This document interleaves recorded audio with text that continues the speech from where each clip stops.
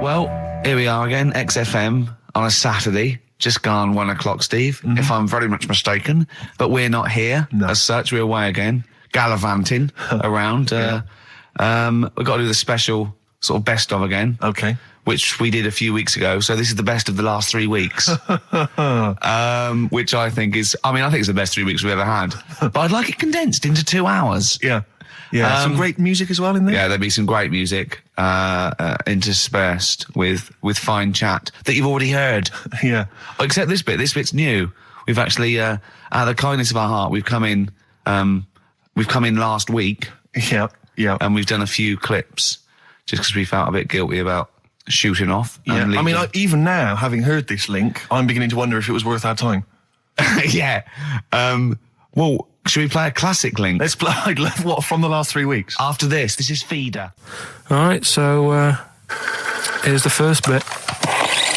Carl, you're making noises while I'm talking. Yeah, but you do this all the time trying to wind me up. And I'm not saying Manchester's the best place in the world, but what I'm saying is, there's bits of it that I really miss. Yeah. Like last Sunday, right? When I'd met up with Ricky, we had spaghetti bolognese, which was all right. And then I said to him, I need some soil. Damn, I wish you'd invited me. It sounds amazing. So I need some soil. What do you think? You need some what? Soil? Soil, yeah. I need to repot a plant, right? Yeah. So, you need to repot a plant? Yeah. Fair enough. So, I'm like, where you can't see these shops in London. Do you know what I mean? There's nothing around. I took him straight to one in my street. Yeah, but near your street, and that's probably the only one in London. Well, you say that, Carl. No, it does annoy me. Round my way, it's like, you know... You can't move for soil shops. You can't. There's earth. You can just pick up handfuls walking down the street. Yeah, incredible. People just lean over into someone's front garden. No, you can take the plants as well. No, but what I'm saying is, Manchester, there's loads of decent hardware shops. Yeah. Here, if you want a panini and a latte or whatever, you can't move for them. But for soil, I had to go virtually how many miles away from me to carry that soil home and stuff.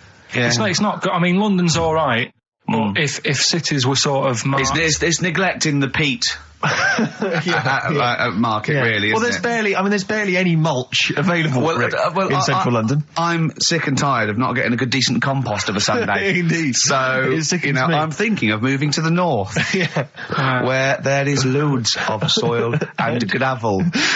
Indeed. And animal shite. Whatever. Yeah. So you were going to say, if you were marking cities out of 10, what would you give London? Well, if you were marking them on, on what they have. Right. As opposed to what? Well, as opposed to... How you spell it. Say, I think the greatest city in the world is Rome. Right? Okay. It's pretty amazing. Yeah. Have you been? What? Yeah. Why do you think that, though? Just because, you turn a corner and there's something there that's really old. Right.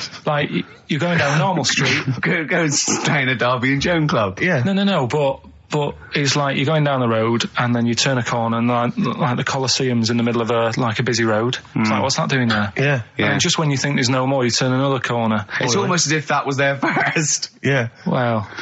Yeah. But do you know what I mean? London. Yeah. What have we got? Trafalgar Square is world known. And you go there, what's there? Yeah. Do you know what I mean? So there's a lot of space there. Get one big B&Q. In Trafalgar Square. To cater for the whole of people who live sort of central London-ish. Yeah. And then I'd be happy, but what I'm saying with Nelson just popping up through the middle? Because you can still see it, couldn't you? Yeah. It's a great idea. So B&Q could be like the whole sort of flat thing and make it sort of grey so it looked like rock, and then Nelson popping up... Make it classy is what you're saying. Yeah. Stone clad it. Yeah. So it looks like you've made an effort. Exactly. And then you can pop in, and then you can go out and go, oh, look, Nelson's column. Oh, look at that. Isn't Nelson? Oh, look at that. The victory. Defeat. That's fantastic. One of the greatest living. Yeah. I need some nails. Yeah. Perfect. Killing two birds with one stone, you say? But why isn't there more than them shops? Because when I went into yours, every time I've been in there twice now. The first time was to get a shower head. Right. And I went in there, couldn't resist buying something else. I ended up getting some super glue as well. Blimey. Hey, big spender. And then, last Sunday we went in there, got 2 bags of soil, not one, I bought 2. And I bought some scissors to cut plants with. Secateurs. Well, you never know when you want, you might need more soil, I suppose. Well, I've got stocked out now. Where do you keep it under your bed? Sorry, this isn't going out, is it, this conversation? It's not going out on air. I got a feeling it might be. You're joking. We better play a record. Okay. Play a classic. It's a long time since we've had any white van, Carl. For those that don't remember this particular hot feature, we basically ask Carl some of the questions that are asked of a white van driver in the Sun. They always have this on Saturday afternoons. Anyway, here's the first one. They're not fascinating, Carl, but I'm just interested on your take, really. Yeah. What do you make of Cilla Black quitting Blind Date after her husband sent a message from beyond the grave?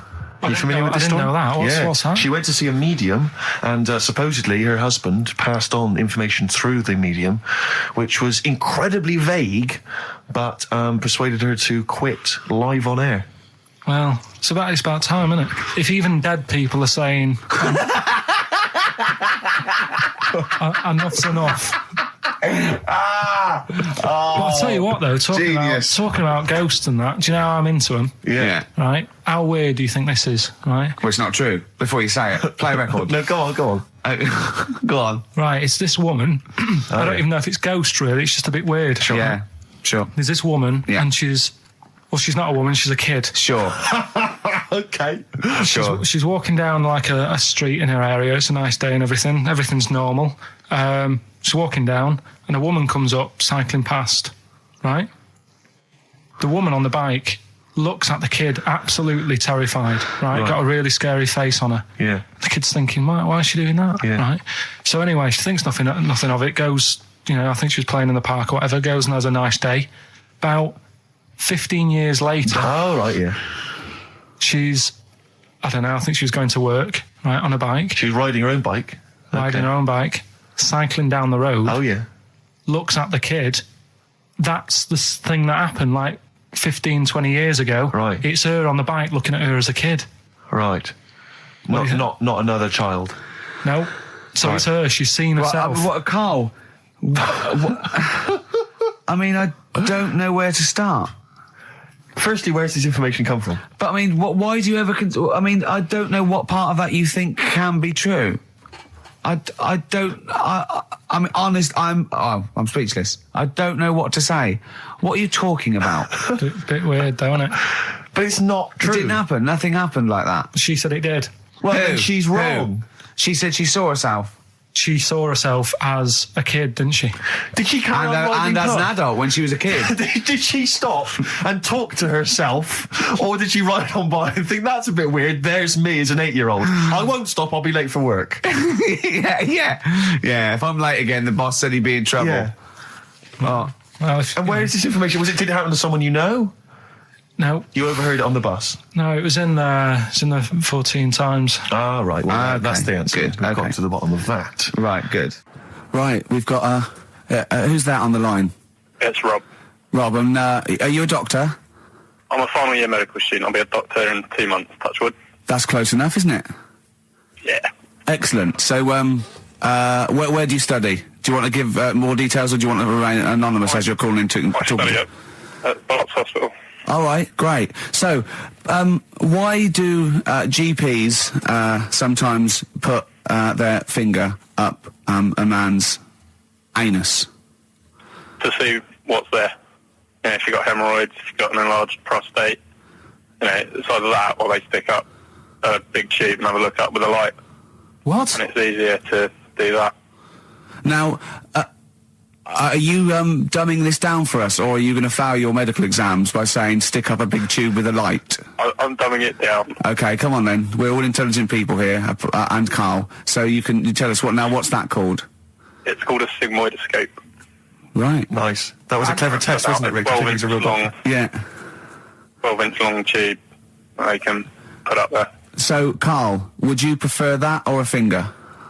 Well, so do they sort of do the finger first, and then, I mean, at what point do they say, hang on, we need a light here? I mean... It's normally if there's something wrong.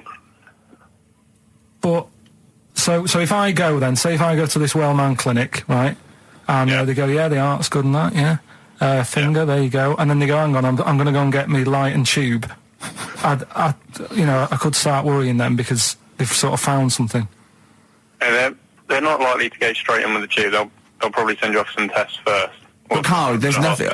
But you go to these places to put your mind at rest and to know where you are with your health. I mean, it's not that you go along. That's what most people worry about. They think that because I'll go along and they'll find something. Well, one, that's illogical. It doesn't heighten the fact they'll find something because you go along. And two, if they do find something, it's a good job you went along. I mean, I'm a hypocrite because I don't go to the doctor, but you know, I've had that done. You should be concerned if when they shine the little light in your ear, it comes out the other side of your ear. No, the other ear comes right out the other side. That's when you should be worried. But Rob, right, you said then, if they find something, they send me off for some tests. Why can't I just have the test without that and cut out the middleman?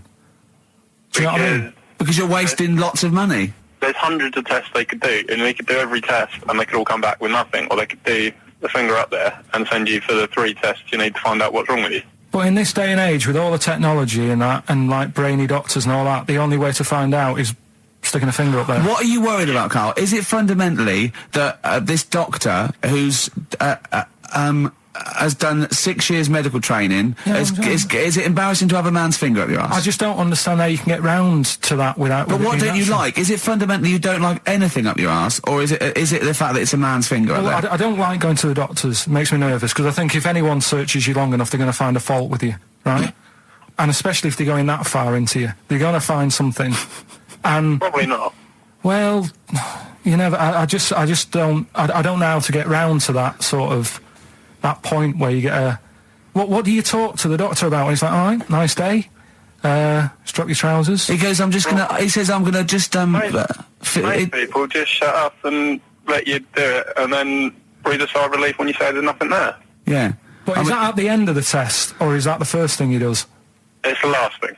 So that trousers up out the door. Because he knows it ends conversation. He knows it's a bit of a faux pas. The doctor says, "Oh, I better not kick off with the finger up the arse." Well, what I do is I'll start on with the the head, and then we'll then go. Oh, one final thing, Mr. Pilkington. So Rob, he drops his keys and he goes, "Pick them up." And as you bend over, will you be doing this, Rob? Is this what you're like open to do? You do all these. I'll have to do it at some point. All doctors do it at some point, no matter what they specialise in. So the first one, is the another doctor there to sort of make sure you're doing it right? Not dentists. No, but do you know? Aren't doctors anyway. No. But do you know what I mean? Like, normally it's like a co-pilot will have someone with them for the first one. So when you put your first finger in, will someone be there going, right, you just want to move to the left of it? I've already done it. Have you? Yeah. So that's the thing with a student, you're learning. So you get people teaching and you learn on these things. Can I just point out, Rob, I think I'm right in assuming that you have a glove on. Yep. And there's lubrication. Yep. And it doesn't hurt. No. There you go. What are you worried about, Carl? Who's this person who everyone's testing on in your class? It's not one person. One person. There's like, when a patient comes in and they've got a problem, your boss, the consultant, he does his finger up, and if he finds something, he goes to the patient, is it alright if the student has a feel as well? Then the student puts on a glove, puts the sleeve on the glove, and sticks his finger up and sees what he comes out with. Rob, I wish you could see Carl's face. I mean, his face when you said, and he says, can this fella have a go as well? He looked horrified. That he thought it was a free-for-all, like there's a queue of people trying on gloves and going, let's have a go. That looks good up there. What have you found? No, I mean, how come you had to sort of... Is it not something you could test on yourself rather than waiting for other people to come in? Because then, you know... It's an awkward position to get to, really, isn't it? Well, but you can have a good rummage then without feeling too awkward, but to sort of have a go on your first patient when you don't really know what you're looking for anyway, do you know what I mean? Never really thought about it. Because you don't... If you've never done it before... You pop your finger in there, and you've got to sort of look. You've got to have an expression on your face, like you know what you're finding. Well, they can't see what you look. They can't see your face. There. You got the big boss consultant man going, now move your finger there, and you'll probably feel this. But he's just done it. He knows what's there. Well, what? Oh, so he's already had a go. He's had a feel, and he's going right. If you feel to the right, that's the conglomerate or whatever. The conglomerate, yeah. Its conglomerate is in perfect working order. I'm still... Thank you, Rob. Thank you. I'm sorry you had to go through this. Carl is probably the worst patient you'll ever encounter in your medical career. Good luck with your finals, and thanks very much. And do you know any female doctors who do this? Or? Thank you. XFM 104.9. Thank you. XFM 104.9 of a Saturday. Ricky Gervais with me, Steve Merchant. Hello there. But we're not here. No, we're away. So this is the best of, and I hope you're enjoying it. We certainly are. I woke up this morning, Feeling fine. It's not a blues song. And I turned my phone on, and it was from Karl, and it went, "Forget it, I've made my mind up." And I thought, wow, what is that? And I forget it, I've made my mind. Yeah, I went, "Karl, what is it?" He went, "Oh no, it's about the text I sent you last night." I went, "Well, what was it? I just got this text." He went, I was just wondering, I was thinking last night." He said, "Supposing you had to have your hands removed." Sure. Right?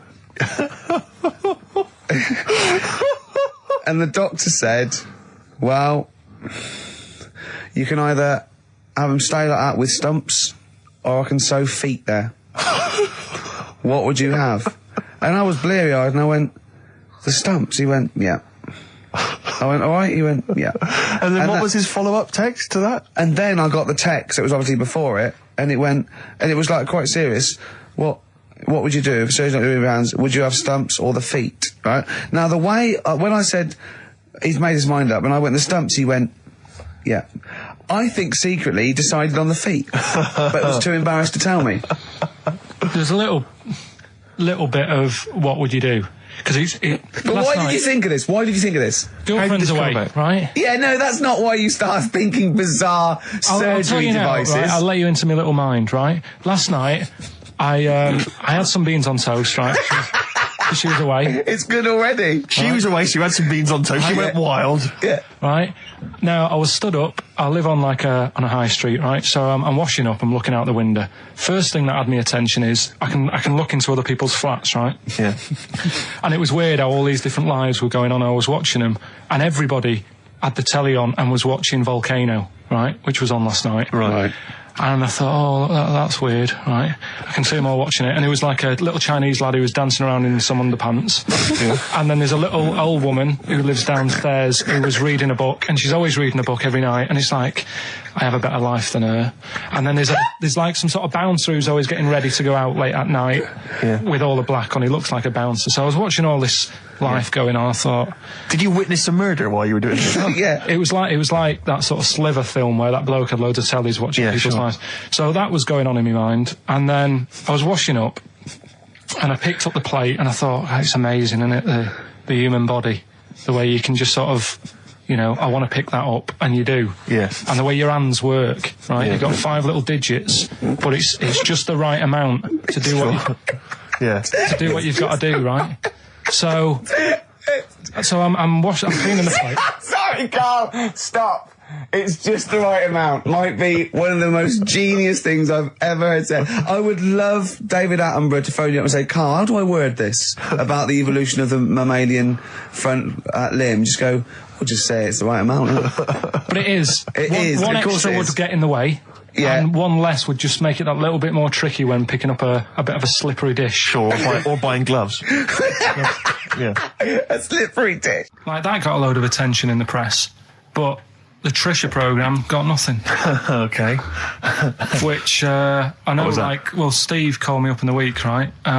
Like 10 o'clock in the morning, I was at work, and he goes, You think so at 10 o'clock? They're preparing this show. Most people go to work about 8, 9. Are you watching Trisha and that? I said, no, what is it? He goes, you'll be loving it, right? Freaks, was it, Help Me, My Mum's a Freak? Siamese twins. Right, so I couldn't watch it, but he said, it might be on again, because they repeat stuff on ITV2. Right. So I had my dinner late, right, instead of having it at like 1 o'clock like I normally do. Yeah. I had it at like 2:30. Yeah. Sat in the office, put the telly on, ITV2. These Siamese twins. Did it blow your mind? It was amazing. We talk about a lot of things on the show quite a lot. The Airy Kids crop up a lot. I was waiting. It's been 10 minutes and you haven't mentioned the Airy Kid. Right, and last week we were talking about Siamese twins, weren't we? So it was weird that this programme was on, but it was amazing. I mean, what I think you can't refer to them as Siamese twins. I think they're known as conjoined twins. Why? I think Siamese is maybe considered derogatory, or as an old antiquated phrase. Yeah, I think it's because the first famous ones were actually from Siam. Right. And that doesn't exist anymore. No, it's conjoined, Karl. Yeah. Get the phrase right. But you'd think that if that's happened to you, that wouldn't be that sort of offensive. The names that you must get called. Right. You think that's the least of your worries? Twins, I'd say, well, that's, yeah. Now, were you stunned by where they were connected? Just live with it, we'd say. Because they were connected, of course, at the forehead. Oh. Sort of, which was quite extraordinary. Well, there was one set of Siamese twins. One had a job and the other one didn't. That's ludicrous. Yeah. The other one was unemployed. The other one had a job. She had to go to work. She had to get up at 6 o'clock on her day off. I'm supporting you, literally. Yeah. Then they get done off the social for sort of... Yeah, because the other one was signing on. That wasn't a question that Trisha asked. Annoyingly, because I know that much of the audience was thinking that. There's a few things that didn't crop up. What questions would you have asked of them? Because what things did you feel weren't mentioned? I'd love to just watch Karl watching amazing things. Exactly. Do you know what I mean? It's like early learning thing. Mouth slightly open. Yeah, mouth open at a dribble, looking round to see if anyone else has seen it. You know, I hate that. Like when a cat sees a bird land on the balcony. Exactly. It can't believe it's luck. I'd probably say, how do you buy her a birthday present? A surprise gift, yeah. Because everything's ruined. Sure. Right? I'd probably ask... yeah. Well, did you not think it was interesting that one of them had a boyfriend? Well, that was a bit weird, wasn't it? Uh-huh. But what was the other thing that I was thinking when I was watching it? I was thinking if one got into crime and that was sent to prison... Right. What would happen? How would you handle that? It's brilliant. It is brilliant. If a chimp could talk. And what was the other one? The other thing was, what did he talk about? Because it's not as if you can say, oh, guess what I did today? Do you know what I mean? Yeah.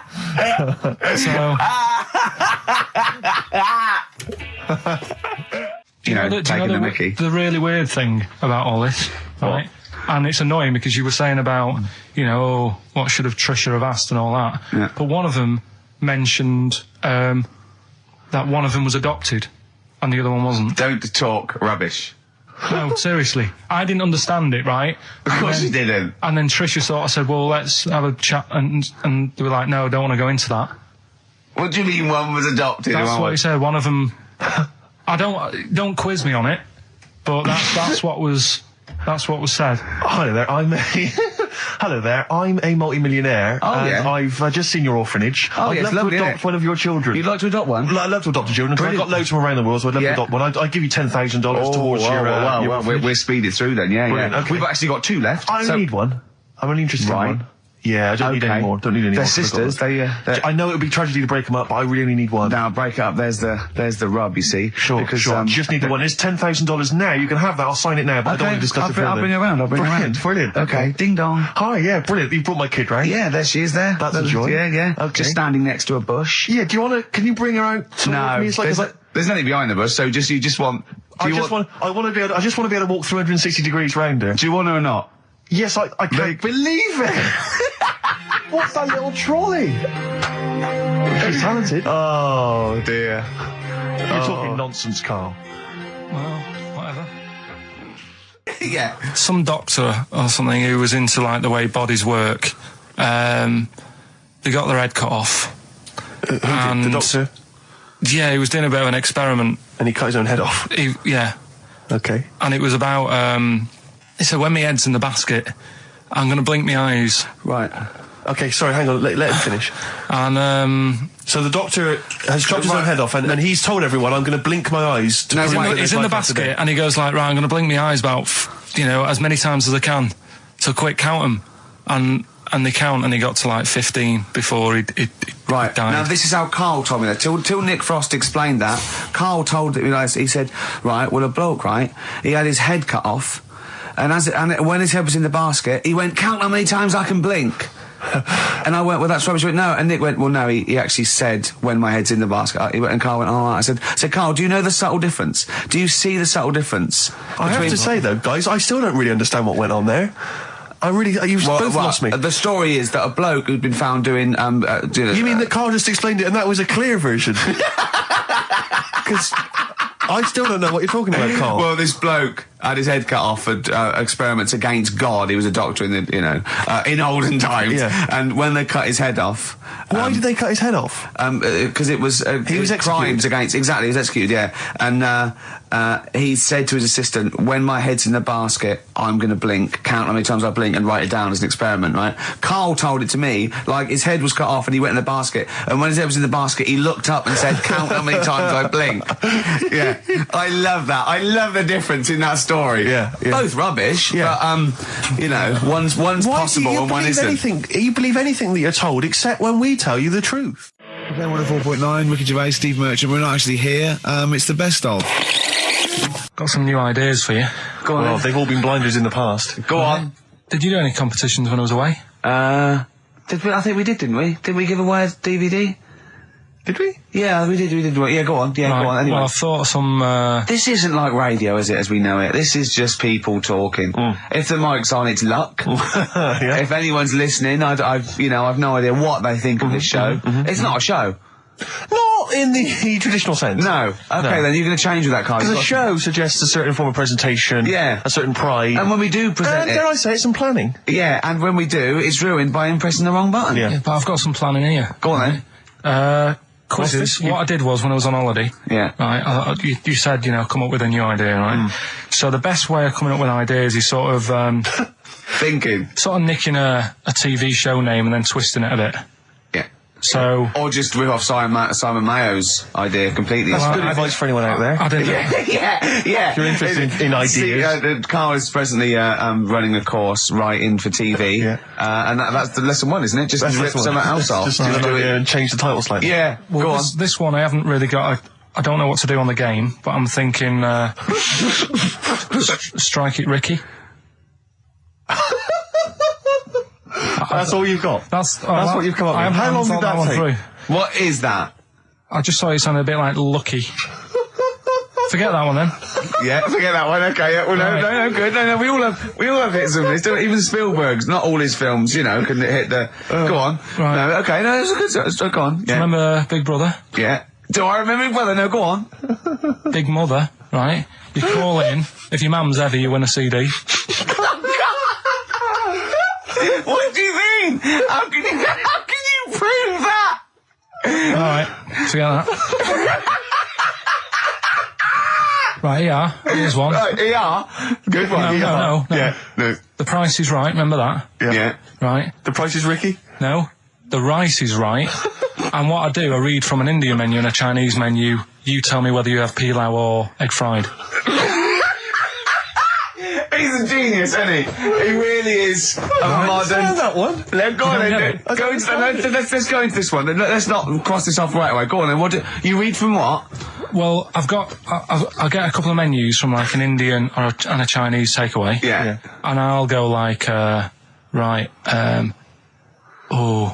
chicken korma. Well, could I just suggest that as it's an Indian, it'll be pilau, and anything you read out that is... Yeah, but you don't know which one I'm reading from. What, the chicken korma's Indian, isn't it? Yeah, so you go pilau. But then well, you might as well say Indian or Chinese. No, because then the name wouldn't work. The Rice is Right. Okay, yeah, I forgot you're working for the title backwards, aren't you? Okay, yeah. I'm so confused. I don't know where I am or what day it is. A programme that they've been in on Channel 4, right? Can you cross that out? We're not doing The Rice is Right either. I don't understand The Rice is Right. No, go on. I'll tell you that later. We'll have a game in the office, right? A game that they've been in on Channel 4, but has got really big viewing figures. Well, obviously not. Right. Or they wouldn't be binning it. Go on. Do you know 15 to 1? Yeah. They're getting rid of that, right? Are they? I'm thinking 15 Taiwan. Get some items that are made in Taiwan, right? Get 15 items, and I say what they are, and then you go, oh, I bet it's the vase. Or something. That's the one that's made in Taiwan. Yeah. Can you just explain that again very quickly? No, don't go. Oh, forget that. Cross it out. 15 Taiwan. Well, Karl, what are your thoughts? Why have you stuck it out here? Nothing better coming in, I thought. Well, I'll tell you why, because you're always on holiday. You don't do a lot. You get paid, well, doesn't he, really? He's a moany. He doesn't try and get on at all. He doesn't deal with people. He moans about everything. And, so he's... I'm alright. I've got my own little room and that. Yeah, like a cage. It is like a cage, isn't it? And he can shut the door. If people walk past, he goes, shut the door. He doesn't want them looking in. He's like a miserable old chimp. We noticed today how much he's simian, isn't he? He's very strange, actually. We maybe should try and get a picture on the website, because Karl's arms are particularly chimp-like. It's very, very strange. Because he's got that he's got long downy hair. It's and not the like long extended knuckles. Yeah, and his totally round face that sort of the chin goes back and the dome of his cranium. I think, quite seriously, I know we sort of share about 98.5% of our genetic material with bonobos and chimpanzees, but I think he's got a little bit more. Yeah. I honestly think he's a little bit of a throwback. Just his line, they just kept to this sort of really the ugliest one in the cave and the tree, and he really didn't come out of it. I'm not saying you are, I don't think you are. Yeah, you're chimp-like. No, it does annoy me. My hair annoys me on my body and that. Because I've got like hair on my little toes and that. Have you? Then on the legs. Would you see your little toes? Can you pick things up with them? No, it's tried. Okay. Well, that's the finale of this week's show. We're going to see if he can play a record and put the fader up from a tyre while swinging in a tyre, just using his hairy toes. Yeah, I've sort of got hair all the way, but then it just runs out where it should be on the top of your head. Yeah. Is this part of the reason why you're always uncomfortable about being nude or around naked people? Is that partly the reason, do you think, because you look so grotesque? Well, when I'm on holiday, I don't really like wandering about without a top on unless like it's a quiet beach or whatever. Sure. So what would you normally wear? I just have like a nice sort of light, summery, sort of linen shirt, maybe, just a few top buttons open. Yeah. But I don't like... The naked body isn't that nice anyway, is it? You know what I mean? Whatever it is, if you're a cat and you're shaved, you don't look that nice. Do you know what I mean? But with I think you'll find a cat is naked even with its fur on. Cats don't wear clothes. No, but what I mean is a bald cat isn't that good. You know it does me head in that I'm bald. I'm not, I wish if I could have hair, it would be nice, but that's life. Would you prefer animals to wear clothes like Mickey Mouse does? Or Goofy? You know that I don't like nudist and all that. We've done it. But don't you think sometimes you could sort of like maybe fancify a little bit, like if there was such a thing as an ape salon, and there isn't, Karl. There isn't, right? Would you give a orangutan a trim, maybe sort of his hair? Because some of those look like they're going bald, but they've got a comb over, don't they? They should just have a shave. Well, it's like that. That's what I did. Just take it back. And the underarms as well. Yeah, they've really got a lot of underarm hair. Even the women ones. Really? Yeah. That's disgusting. I know. I don't know. I don't even know why they breed.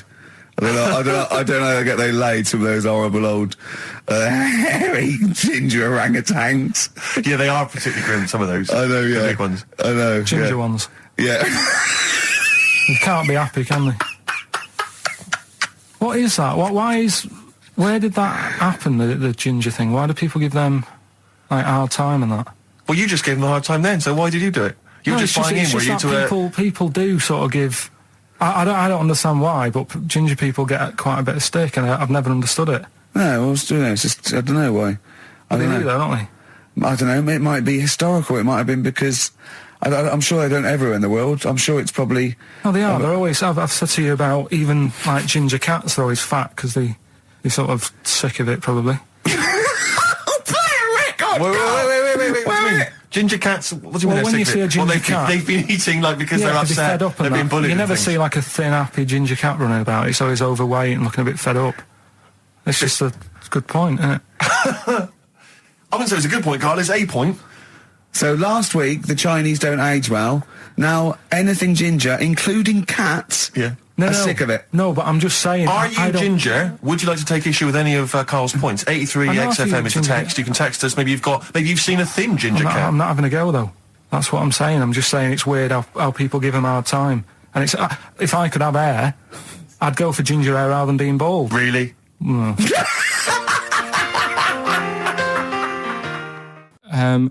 What sort? No. The Pope. Yeah. What semi... Sorry, Mrs. Robinson, we're going to have to let you go. Yeah. Go on. You are the weakest link, Karl. Goodbye. Yeah, go on. The Pope Yeah, the Pope. Yeah, we've got the Pope. Yeah, that's not strictly a question. He wears a... He wears a dustman's hat. He wears gore-blimey trousers. Yeah. Does he live in a council flat? Yeah, he lives in a council flat. He wears a semi-precious stone. What's the stone? The Pope wears a semi-precious stone. What is the stone? You mean, what is it called? Yeah. What is it called? What, has it got like a kind of papal name? I think it's like, is it a 18-carat one? So we got to try and get the carrot yeah, of the Pope's big diamond. He calls it Dennis. He calls it Dennis the Stone. Do they want the type of gem it is, like, or is there some kind of papal name for it? Or do they want it like the Rosetta Stone, or I don't know. I can't actually play a record. Play 2 record. Let's not. Where's your head at? Basement Jacks. Right. Okay. Let's get this. Have we knocked this on the head? Then it's just not happening.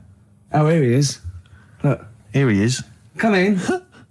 How have you... Oh, God. I don't believe that. Oh, that's pathetic. I do not believe that. That's absolutely pathetic. Now, they won't believe this, will they? No. Right, No. if I say that Jonathan Ross just got his massive member out, and he is a big lad, come and sit down. I've got your tickets, Mr. Gervais. Thank you. What's going on here then? I mean, why are you dropping off tickets? Well, because, in the spirit of the Comedy Awards, we like to have the rising young stars of the British Comedy Awards. That's right, and that's me. Well, we couldn't find any this year, so we've asked Ricky whether he would sit in the rising young star seat, and I wanted to deliver the tickets personally, so there's no excuses if he doesn't turn up later. Yeah. I always suspected that you were sort of pretty well endowed. Yeah. And now we've seen, it's on webcam. That was just one of my cocks. That's the one you're wearing today. Didn't we? Don't say that. No, we were. This is meant to be the happening young station. What's going on? No, you can't say stuff like that. You can't. Just careful what you say. Look after Julian Clary. Take the wilderness, and he comes back in the person line. 10 years of the What happened wilderness. to you? That's Jesus you're thinking of, isn't it? Just because you're on everything at the moment. I walked in here and I came in there and I thought this is the young happening place, and what do I see in here? 3 old men sitting. What are you talking about? I'm only 28, 27. You're wrecked. You all look wrecked. Well, that's because we're always partying. I was looking for some youngsters. Where's the youngsters? I wanted to see some tight leather pants. I wanted to see some foxy chicks hanging on you every word. What is it? It's a bunch of old blokes and a bloke up there washing up in a sink. But look at him. He even dresses for radio. Look This at is him. ludicrous. It's amazing. Looks like you're I love the fact you were on the phone to Gervais last night, weren't you? Asking his advice. Yeah. On clothes. Look at him. He's going for the man down the DSS. I like that look. That's a nice look. Have you got a single pair of trousers that aren't elasticated at the waist? They're maternity jeans, aren't they? They've got a whole panel that pushes The forward. thing is, what I do at the end of the week, I can pop these in a pan and I can make a nice soup with all the food that's encrusted in At them. his years as a homeless coming to the fore there. Look at you, But one why- step away from Lawrence Llewellyn Bowen. I'd like to be that bit closer. But why are you dropping off tickets? Are you a little bit... Because I thought you were married and stuff. Why do you suddenly got this obsession with Gervais? Because I'm a bit rough, ain't I? yeah, it's like when you see Dale Winton out with those rough boys. I'd like to get one of my own. When a top celebrity in a lovely looking suit walks down the corridor with his penis out, Yes. Yeah. I know that I'm still an attractive man. You've arrived. I was inaugurated in the same way. For me, it was Des O'Connor. It's the passing on of the baton, if I may use that euphemism. and you've been battened. But it's fantastic. Well, it is a pleasure. I don't think I'm complacent just because I'm mixed with you. I still wake up and think, I don't believe it. I'm mates with Jono. Can I just point out one thing? Jono. I was listening to the show last week and I heard you, as always, revealing a little too much about yourself, if you don't mind me saying so. Yeah. Steve tried. Not as much as you. No, but that was just for the benefit of the room. Yeah. And talking about when you used to occasionally urinate in the sink. Yeah. When you were around my house last time and I came in the kitchen and you looked a bit shifty. No, please reassure me. It was more ownership. That Yeah. I was like, I went to my territory, and then other people that come in that go, has Gervais been round here? It's like just marking my territory. Because my coffee the next morning had a hazelnut tang to it that I don't remember putting in. Can I just say something? Because I used to mention to you, Gervais, when we first started getting involved in the business. Yeah. I used to say, if there was one celebrity I'd like to be friends with, it's Jonathan Ross. Yeah. Lo and behold, Ricky's befriended Jonathan Ross. I'm nowhere to be seen. But Not Ricky invited told me- round. Ricky told me that I could be his friend, providing I never extended the arm of friendship. Right. to you. Yeah, if you ever... I thought as much. He tries to keep everyone else down he works with, from the office, all the other shows. He tries to keep them down. He I said, didn't even want I'm you to number come one. in. I wanted to meet you on the steps. Yeah. I didn't even want to tell you you were around. But you called. He went, who's that? And he saw your name come up and he went, well, can I meet him? Well, you're all coming tonight, aren't you? This isn't Radio 2, by the way. These links are way too long. This is snappy radio. We have to play out... Yeah. You might The be kids have lost interest. But the kids want to hear Coldplay, Catatonia, You know what I like? Faithless. How about some more of that instantly forgettable hip hop you play each week? One of those obscure hip hop hooray. That's the worst feature on British radio. You should be ashamed of yourself. Wait a minute, I've heard your As I was quiz on saying to Radio Bruce 2. Forsyth You're the having a other day, I laugh. said the hip hop's that is that. Put it away. Put it away. I'm Carl. Carl, how you doing? I'm all right. Got a question for you. Quiet man. Got a question. Yeah. The Pope. Yeah. What semi-precious stone does the Pope wear? That is easy. Go on. Topaz. Is that the right answer? I don't know, I might have wrote it down. I'm really sorry, Jonathan. It's not what he publicly admits to, but I have to know because I was hanging out with him at the Groucho one night and he was saying, oh, look at this, look at that topaz, go and buy that, look at that. Vatican City. Look at that, we can make a nice ring out of that, he said. Didn't go anywhere, but thanks for asking. I better go, I've got to go and buy some winkle pickers. Thank you very much. Okay. Enjoy it. Stephen. Yes. Carl, I wish I could say it'd been a pleasure, but actually it was quite creepy. See you later. Thanks. This is the Best Of Show on XFM 104.9. I'm Ricky Gervais, with me Stephen Merchant. Yes. I hope you're enjoying the Best Of. I'm amazed that these are the highlights and that we've strung it out this long, Rick. But the good thing about this is, we're not here, we recorded this a couple of weeks ago, just the links, right? This has taken us about 10 minutes for the whole show. We get paid the same. Why don't we do this every week? That's a great idea. High five. Listen to this clip, it's brilliant. 100 reasons, if I could. Ladies and gentlemen, will you please welcome to the stage Pop Will Eat Itself? Carl, have you got like a sound effect or something of like, get the atmosphere Cheering. we're going to test? Cheering. We'll seek it out with. Have you got something there? Have a look on there. I'm just looking in the NME for the kind of forthcoming gigs of the smaller known bands, and it might be a useful place to just begin the. Ladies and gentlemen, peoples around the world, will you please welcome to the stage Chumba Awamba? Have you got a sound effect? We got one. Nice, yeah. Ladies and gentlemen, will you please welcome to the stage the Parkinsons? They're playing in Leicester this week, so look forward to that. That's a good plug, isn't it? Let me see who else. If anyone wants to pop down to Leicester to see the Parkinsons. Ladies and gentlemen, please welcome to the stage Cyclefly. Okay. Oh, there's a genuine one here. This is someone. Simon's emailed and he says, "Will you just test this name for us?" Okay, Carl, if you can. There you go. Ladies and gentlemen, will you please welcome to the stage Coach? Not utterly convinced. No, it's not too bad. It's not. I'm worried about the sound effect. We start to sound like Chris Moyles or something. He's a top broadcaster. Everyone loves him. Losing weight as well. He is hilarious. funny man. Just there's one more coming here. I'll just check this one. Ladies and gentlemen, will you please welcome, this is Chris in Oxford, ladies and gentlemen, please welcome, Meanwhile Back in Communist Russia.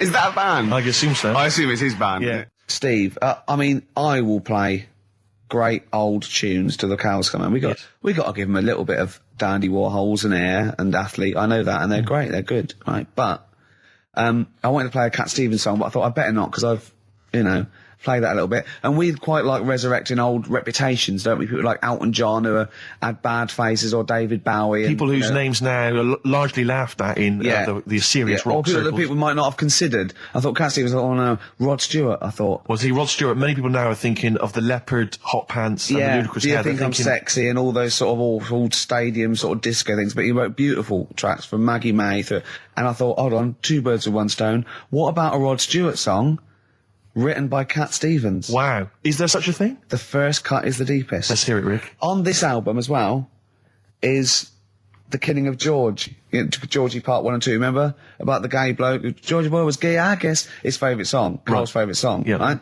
Yeah. And I was going, oh yeah, I remember that, yeah. I said about, and I said, did not intend to take his life. He just pushed it when he gets mugged and killed.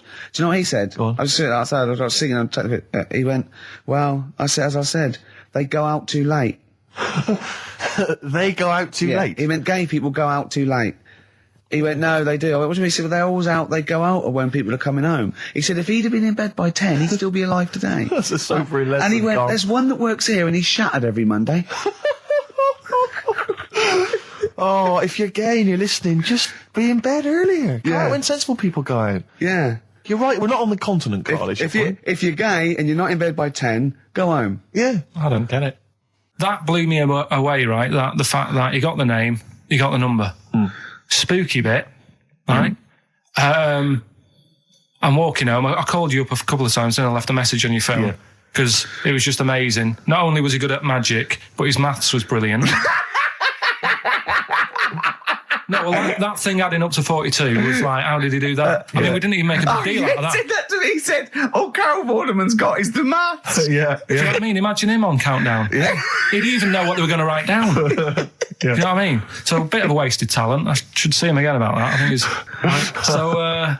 so I get into my flat, right? And what they do in my flat where I live, they put the post in like these little pigeonholes.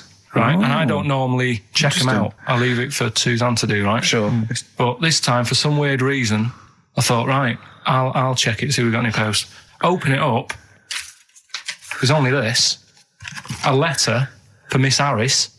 Yep, there it is. Bona fide in front of us. A letter addressed to a Miss Harris. Well, does she live there? No, it's my address. She doesn't live there. Did she ever? Don't know. It doesn't matter. It's weird, isn't it? But we've never had. Normally, I think there was a guy who lived there called Yaki Shoki. Mr. 42. It was definitely wasn't an Harris, right? This is the first time we've had a letter for this woman. Yes. Right. But what are you claiming? Because Darren Brown himself admits that it is not paranormal, it is not supernatural, it is a trick. It's a trick. Is it? But he would say that, wouldn't he? Hitler said that. Play a record. Well, can we open this? No, it's illegal. No, but I'm thinking if What it's a if we opened birthday it off card air? for someone's like 42nd birthday. Right. You can't open that letter. Go and put it back, or put you cannot open that letter. Why not? You can't open someone else's mail because you think Darren Brown's supernatural. What if we steamed it open, then resealed it? No one would know. It's only a letter. You can't. You can, but I don't want any part of it. Carl, I think you should open it. No, you open it. I'm not opening it. It's against the law. You should open it then. We won't open it then. They won't send you to prison. Forget it. You'll get off. Cure? Yeah. Bit of cure? There's no cure, no. I'm looking. Well, I'm tempted to open it. Well, do you want to, Steve? There you go. No, I'm not going to open it, but I think you should, definitely. 6 Different Ways by The Cure from the album The Head on the Door. We've enjoyed that. The head on the door, Carl. Ooh, bit of a coincidence. Spooky, isn't it? It was only 4 weeks ago you were talking about a head and a door. Exactly. Has the door got a number on it? 42. Oh, dear. So we're not opening it? No. Well, I can't open it because as the producer, right? Oh, yeah, because your standing in society is such that they'd make a real example of you. Yeah. A producer of a tin pot radio show once a week. Yeah, he should know better. He can press buttons and talk at the same time. Sending down. But they wouldn't try you in an adult court. You would Carl. get away. They wouldn't be You allowed. would get away with it. Just they'd hear you speaking for a little while, and the judge would end up squeezing your head and letting you off. It'd be like those people who train monkeys to break in. Do you remember down in South London? We talked about it in the past, and they were going around robbing stuff, and they trained them to do it. Yeah, I think I don't think those monkeys would have got in trouble. It would have been the keepers. So, I think XFM would probably take the rap. Will you open it? No, I can't be seen to open it. No, he's a I'm writer award-winning. director. Exactly. So am I. I can't be seen to open I'll it. give it here then.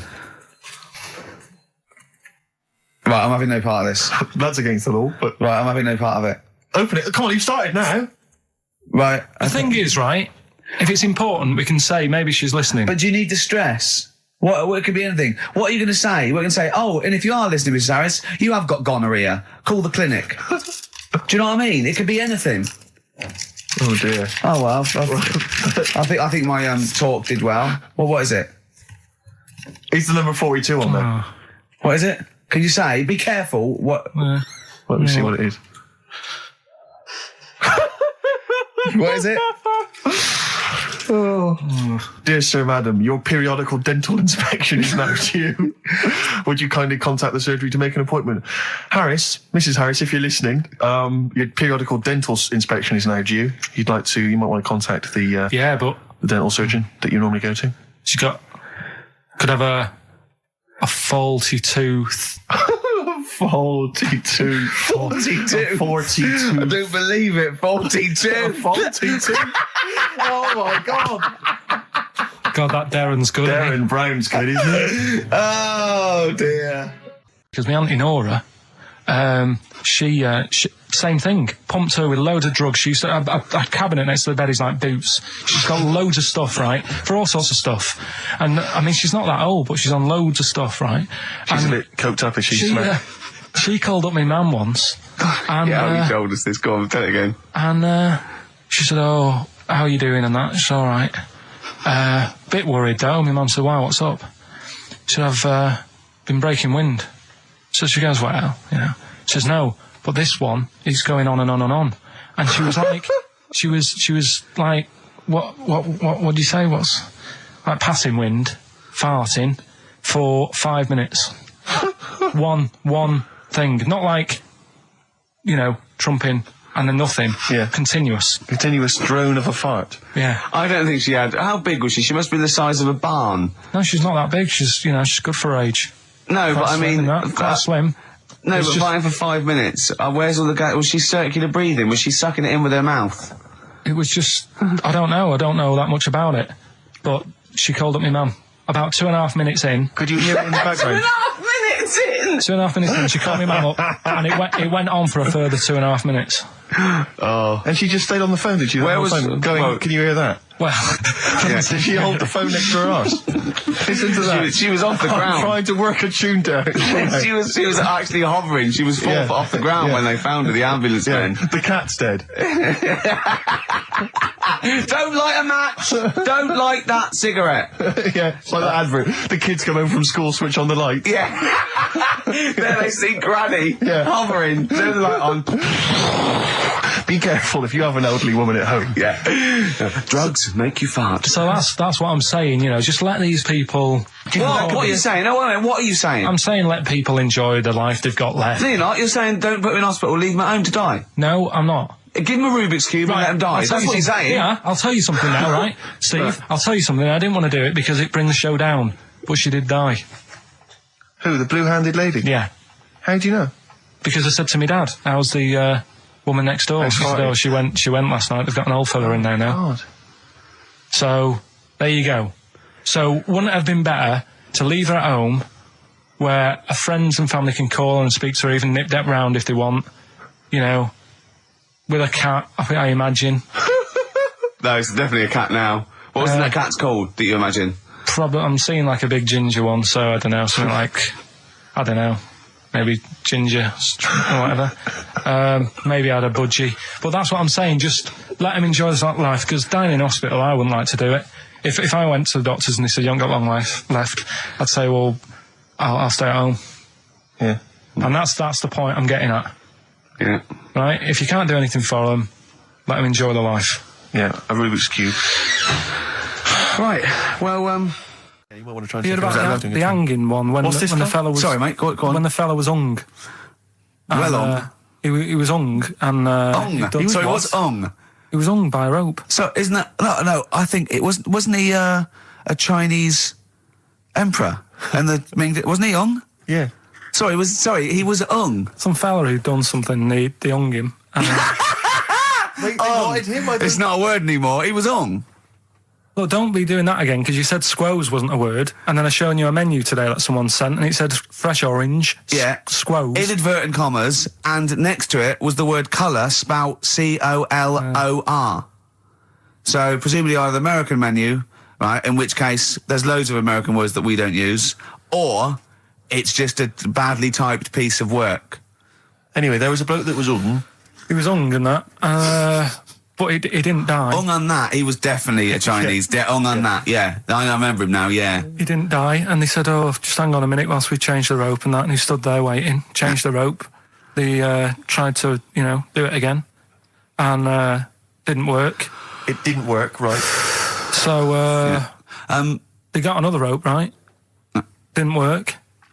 And then they had to let him go, because it's like there's a well-known saying or something from this thing. Yeah. Forget about tomorrow. Wise words unless you're talking about pension plans. That's Feeder on XFM 104.9. Ricky Gervais, Steve Merchant, Claire Sturgis. Competition time. I haven't got the usual competitions of songs of phrase and monkey news and the other Carl nonsense. I'm not. There's I'm no not. cheapest chimps. There's no cheapest chimps this It's all week. I'm right, it's back devastated. next week. It's back next I week. don't know. Although, let's do a quick cheapest chimps. Okay. So, chimpanzee that. Cheapest chimps. Do you know how much a chimp is, Steve, to Not buy? really, no. 55 grand. Okay, the competition is this. A little Imagine behind the David scenes. Dickinson examining that in a couple of years' time. This is as cheap as chips. You can sue him then, because he ripped off your phrase a little bit, didn't he? You've been done here, mate. You have more money than sense. 220 I'll quid. tell you what, have we got monkey news today? We might not get to it, mate. We are running out of time. No, we're doing it. What do you mean, we're doing it? It's... The show isn't complete without it. I'd rather drop adverts and stuff. Well, I'd rather drop adverts. No, we're doing monkey news. Do you want it? Rick, my concern is that if you put Monkey News on the subs bench, it's going to be like David Beckham. Yeah. He can have his eye wandering to other radio stations. Yeah.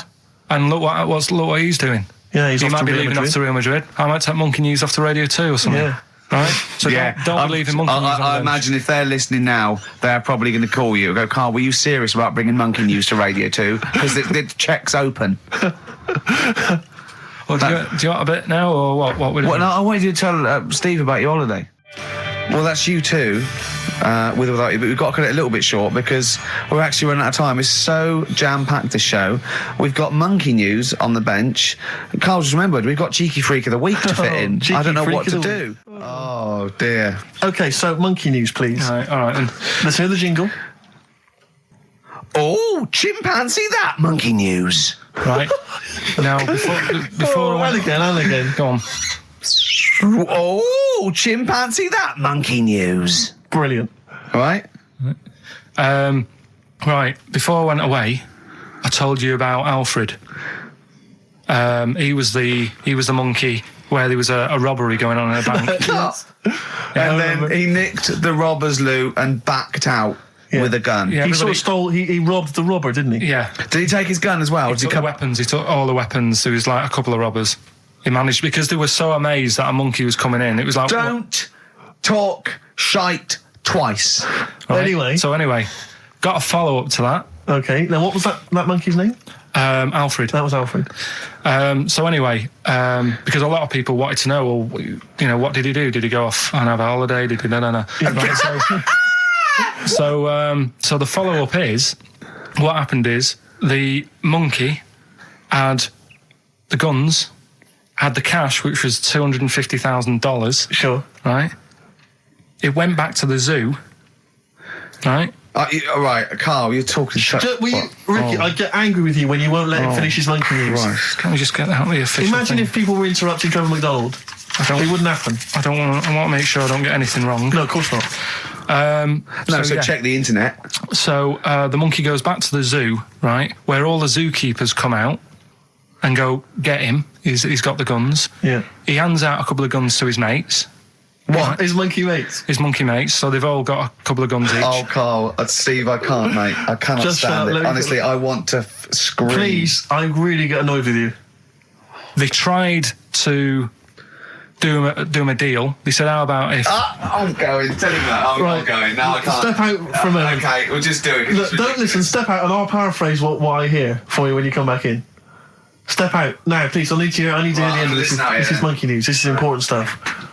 Right. Ricky now has left the room. He cannot bear to hear, which is surprising to me. Right, so anyway, so yeah, they've got the money, and they say to the zookeepers, how about we give you some cash? Yes. And they go, Sorry, hang on. Sorry, the zookeeper said that to the monkeys. yeah. Right.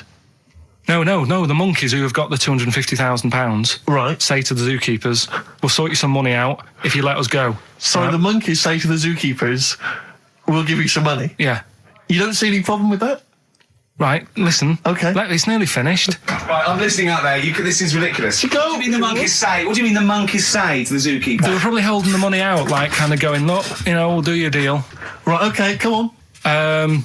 And what happened is, I think they were happy with that. I think they left, and that was that. They wanted to get out of the zoo because they didn't like it in there. There's the thing. Right, I don't... Just have a look. Right, Carl, think. Right, how did they get out in the first place, this one? Just let Steve have a... So why did he go... So he went and robbed... He thought... he knew there was going to be a robbery that day, did he?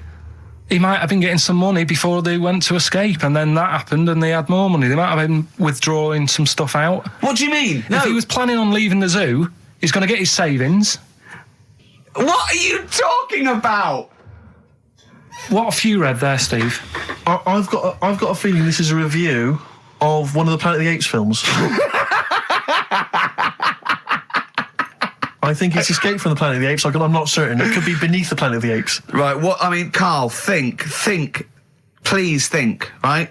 So this monkey, right, he leaves the zoo, right? So he leaves the zoo, which he can do, presumably. What, they leave him the keys or what? They're chatting to him, they might as well. He goes to a bank. What's he thinking of doing? Sees a robbery, probably by chance. He probably wasn't tipped off, was he? Or has he got one of those police scanners? Probably got one of those police scanners. Well, I think he was going to the bank to get a mortgage to build I think he wanted an extension, didn't he, on his cage? Think of that. And so I love the fact that he hands out the guns and they do a deal. It's honestly, you've got the best mind working on radio today. It's incredible. So the only person who makes less sense is Terry Wogan.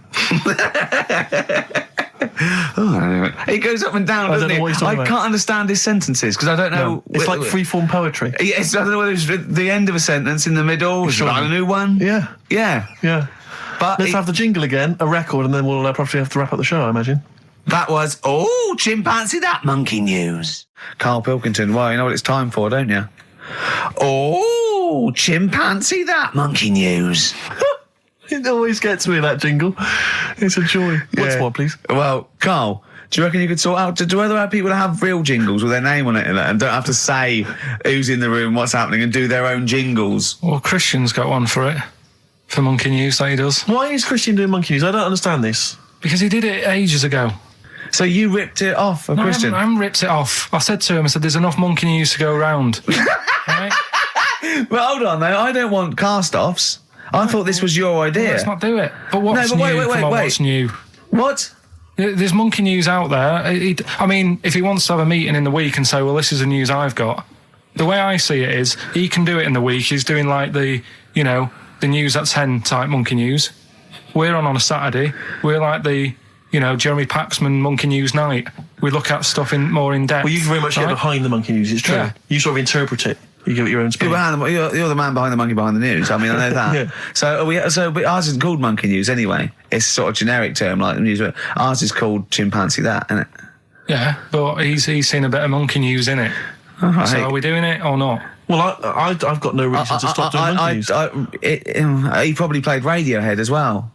Well, should we not do that? I said that David Attenborough did Monkey News before all of us.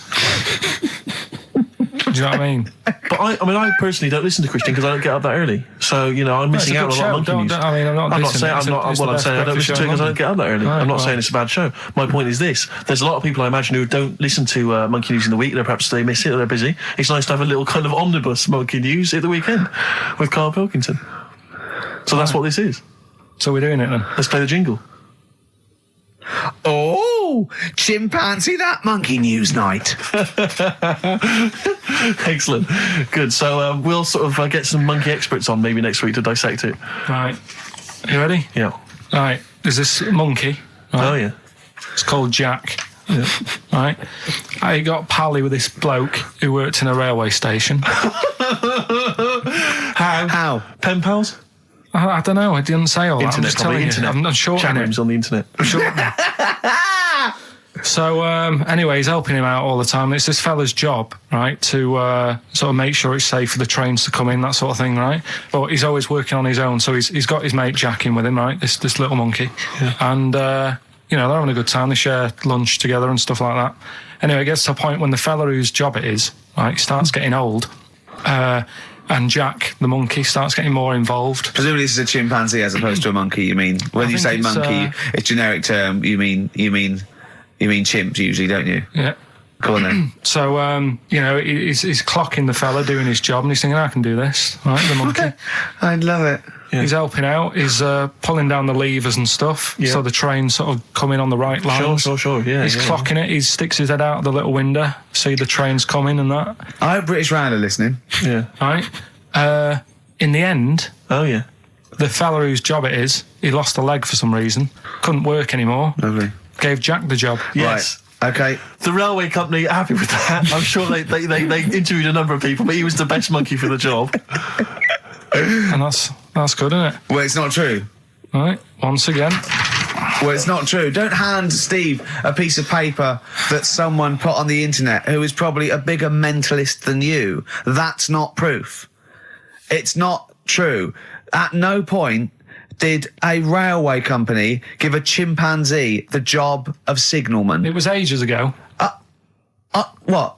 Steve, when was it? It was Before trains, probably. Well, it's in the 1880s, according to this piece of paper, which is what you've based your monkey news on. Now, of course, I think ITN and a lot of the news channels, they tend to get lots of independent confirmation of their news before they give it out as fact. But you've got an email from someone, so let's assume that's real. It says, for this, Jack was officially put on the railway payroll, earning 2 cents per day and have half a bottle of beer on Saturday. That's what we pay you, isn't it, Carl? He doesn't even get the beer.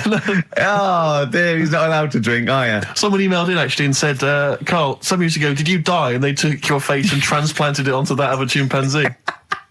They would make a lot of sense. I've never seen you. He always has T-shirts right done up and long sleeve. I bet he's hairy under there. Yeah. I bet you are hairy because you have to shave right up to your eyes. You're one of them, aren't you? And I can see the growth, and it comes out the top there. Are you really hairy underneath? Pretty hairy. Are you really? Well, what's up with that? You're a humanzee, aren't you? That's why you're fascinated with them, and why your IQ is sort of about 80. I think you might be. You might. I don't mean there was any. I think it was a genetic sort of throwback. Well, you're pretty hairy. Look at your arms. What?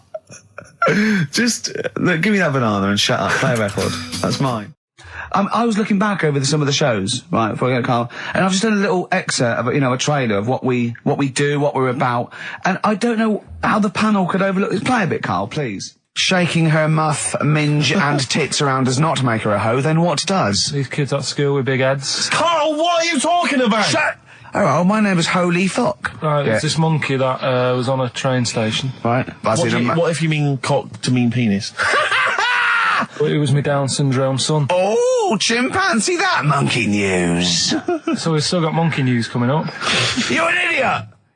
You know what I mean? That's, to me, quality broadcasting. Oh, really? No, because it's... Any negative, Carl? He was like this when you came up with Cheap as Chimps. He wanted to drop Rockbusters. What was the other thing he didn't like? That other TV idea I had. Yeah, what, putting a baby in a room, setting it on fire and see if it can make his way out? Setting the room on fire. Let's not get silly. No, but he didn't like that, did he? No. I mean, I don't want to blow my own trumpet, but it does seem to me that my criticism of those things is probably justified. I mean, Cheap as Chimps, where is it now? Wow. Donald McIntyre took it. Not really, Carl, not really. It is but a pitiful memory. Right, let's have another tune and then maybe some monkey news. Yeah. Well, actually, now you've sort of mentioned a bit of monkey news, that I've found something in the week, right, that we've talked about in the past, right, that I've got some other monkey stuff, but this is just, forget it. What? Come on! What's the matter with you? Right, do you know that thing we did ages ago? What? When we were out one day and we were talking about monkeys in a room with a PC. And if you leave them in there long enough... Yeah, eventually an infinite amount of monkeys, or one monkey in an infinite amount of time, will eventually type the complete words of Shakespeare, Right, we talked about that ages ago. Yeah. I said it wouldn't happen. No, it doesn't make sense. You can't say it wouldn't happen, it doesn't make sense. It's a mathematical conundrum. It doesn't make sense. Go on. Anyway, right, they got a couple of monkeys. Alright, so not an infinite amount then. Okay, so, alright, but never mind. Yeah. Got a couple of monkeys, put it in a room. Yeah.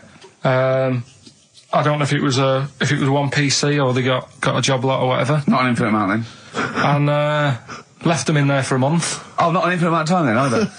Okay. So 2 monkeys a month. Okay, go on. Yeah, I see the experiment's working so far. About 8 monkeys. Oh, 8 monkeys. Oh, let me just work that out as a fraction of infinity. It's infinity, 8 into infinity. Oh God, a month. And what happened then, Carl? Did they type the complete words of Shakespeare? I'm assuming they no, did. they only did a proportion of it. Okay, they just did Macbeth. What happened then, Carl? Please tell us. They didn't have anything. They didn't come up with anything. You're an idiot, Carl. You really are an idiot. Play a record. That's ridiculous. What did you expect? What did you expect? Yeah, a bit of Keats. And pastry of the Radio Times by one of them, the cleverest one. No, but what they did say is they didn't even write one word out. No, you don't. No, infinity or nothing. That's the point. There's a big leap between any number you could think of and infinity. In fact, an infinite leap. Do you understand the concept of infinity? Don't rub your eyes. I lost him on Do You. Yeah. Didn't I? Right, play a Did record. Did they type nothing from like any of the Tarzan books? Nothing. But they must have read them. I mean, that would be their favourite, surely. I'm stunned. I can't believe they didn't even do like a transcript of Every Which Way But Loose. Yeah. I can't believe it. They must have chosen some really thick monkeys. They didn't type any of Charlton Heston's speeches from Planet of the Apes. I can't believe it. It doesn't make sense. It doesn't make sense. You'd have thought 6 monkeys in a month would have done something. Yeah. At least a script for BJ and the Bear. The irony being, of course, in BJ and the Bear, that it was a monkey, not a bear. Really? No, come on, we should do monkey news now, because I know you want to save it, but I think you should put your best stuff first. You never know what will happen, you know what I mean? Always put your best stuff out there. Let me just get it out of the... Okay, well, while he's getting it, can we have a jingle for monkey news? Yeah. Oh, chimpanzee that monkey news. Tell you what, right, about putting your best stuff first. Yeah. Right. Do you know we were saying the other week about in Chinatown? Not really a town. Well, it's not a town, right? And like the restaurants, they have like Oh, those horrible dead ducks and chickens just hanging in the window, yeah. an octopus and all that just hanging there. Yeah. And that doesn't like make you want to go in, does it? No, sure. This morning, walking through Soho on the way in, walked past this sort of strip joint place. This woman said, "Do you want to come in, sir?" Right, turn round. She must have been about 80. So you're equating her to a hangy bit of octopus. Well, you it's just said, a- are you performing? And a chicken. I'm just saying, again, put your best stuff at the front door. Yeah, good thinking. Right, anyway, bit of monkey news that's been sent in. Right. Gareth in Catford. Right. Good work, Gare. Basically, it's about this monkey Oh, yeah. Oh, yeah. in the jungle. It's got a gig at an hairdresser's. What are you talking about? What are you talking about? What are you talking about? It's got itself a nice little job going in an hairdresser's. As what? It gets people sitting down, and what it does before the people have their hair cut, that it sort of sits there, and it goes through people's hair, makes sure it's clean, and people are loving it. Right, backtrack. So it's a pet monkey. It's nothing to do with it getting a gig in an hairdresser's. It's a pet monkey. It's not working at Monkey and Guy. Yeah. No, seriously, it's in there. I think it might have started off as a job, and then So what does it say? It says junior £15, stylist £35, and monkey £63. So I didn't quite follow. It's in the jungle. It was wandering about. Right. Maybe it did But start it off. looks good. Its hair looks good. Someone thought, hang Yeah, on. but never ever. You see, people make that mistake with hairdressers anyway. I always say, well, if the hairdresser's got a good haircut, go to where he's going. So, Can we just go back to monkey news for a second? so anyway, that's why. Yeah, I didn't quite follow why he's still his salon is in the jungle, or where is it? No, he was doing what he does in the jungle, right? Right. He's walking about. He wanders into the hairdressers. Yeah. Maybe they didn't have him on like as a job straight away. He was just there. He was People training, said, "This is yeah. nice." He's sat there picking the nits. And Carl, I don't know where to start. Then- it's just it's the embellishment. You don't he walks from a jungle to an hairdresser's. I mean, you're an idiot. You really are. I'd love to see you try and get a job in an hairdresser if there was another monkey up for it. You'd never get a job. So he was good at that. People said this is relaxing. Apparently, he had really nice hands, soothing, Yes. right on people's heads. They said, "Let's put him on the payroll." So Let's put him on the payroll. What do you mean? Yeah, I'll give you that. Okay, this is the news item, is it? Customers are queuing up to have their hair done at a salon in the jungle There you go. by a monkey. Judy, a pig-tailed macaque, has a reputation as the best exterminator of head lice in Kane. There you go. She is so good, some customers fall asleep under her gentle touch. Regular Amporon Chekema said, Judy's hands are so soft and gentle, I really feel I can relax. But you know that is doing what it does naturally. It's looking for like salt and stuff in the hair Yeah. and nits. It's not on the payroll. It doesn't complain about when it gets deducted at national insurance. It's not part of the union. Yeah. Do you know what I mean? But but a good monkey news, you know, backed up with good tabloid journalism. With solid evidence there. So no, I think maybe we should start marking the monkey news, Rick. I don't know what you think. Giving it marks out of 10, maybe. For both interest and validity. Well, for interest, I'll give it 7. For Carl believing that there was something to this monkey, thinking it had a job and getting paid. But it was also doing kind of perms. 2. And colouring. 2. Yeah. Ridiculous. Again, ridiculous. More monkey news next week. Hopefully let's just hear that jingle again. Oh, chimpanzee that monkey news. The reason why I had to die. Did I bleed the blood of greed? What was my destiny? That's almost as catchy as monkey news. Oh, God! Oh, I've got some monkey news for you. Let's play a record and come back, and I've got some great monkey news for you, Carl. That's from the R.E.M. album that people tend to forget about now because it was so kind of poppy and such a massive hit out of time, but there are some good tunes on it. And there's one of them, Near Wild Heaven. Excellent, on XFM 104.9. Carl. Go on. Watching a programme yesterday, and it was about these Japanese snow monkeys. And it was all about how animals learn things that aren't instinctive, particularly sort of primates, because they see other people doing it, and they start a culture. And they could pinpoint when one monkey first went down and got in the hot water springs and stayed there because it was hot, and the others copied them, and now it's part of almost a culture, that won't be handed on because it's not instinctive, but has to be learnt each time. And they groom as normal like other monkeys, right? But they're really intelligent, and obviously the reason they groom other monkeys is because they eat the mites. But also the monkeys have learned they like being groomed. Okay, so they showed this one monkey. It went to a deer. Okay, and it was grooming this deer to get its mite off it, right? But then it didn't eat it. It held it in its hand.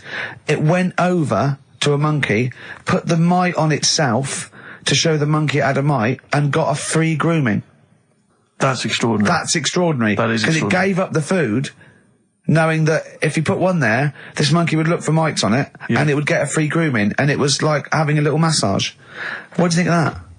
It's not bad. I've got some better stuff coming up later. On monkey news, on the official. Yeah, do you see what mine though? Mine's true.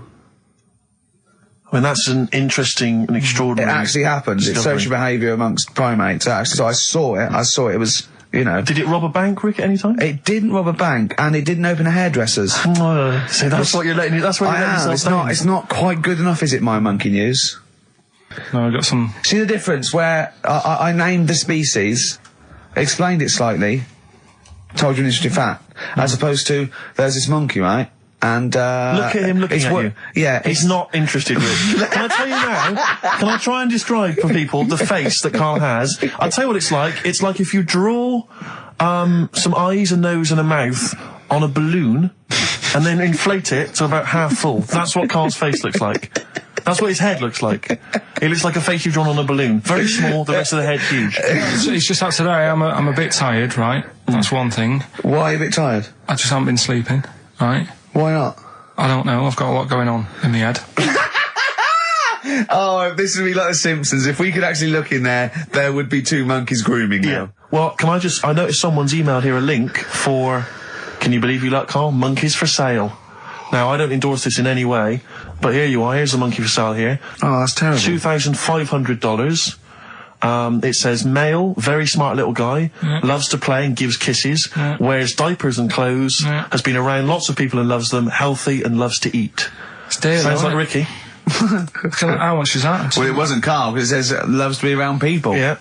There's a gibbon there. A gibbon for... Too pricey, though. It's like that Donald McIntyre programme he did, that Cheapest Chimps programme. He didn't do Cheapest Chimps. He didn't do a programme called Cheapest Chimps. You're saying that, but... Well, he didn't. There's at no point did Donald McIntyre do a programme called... Play a record a minute. Play a record. So let's have official monkey news. Play the jingle.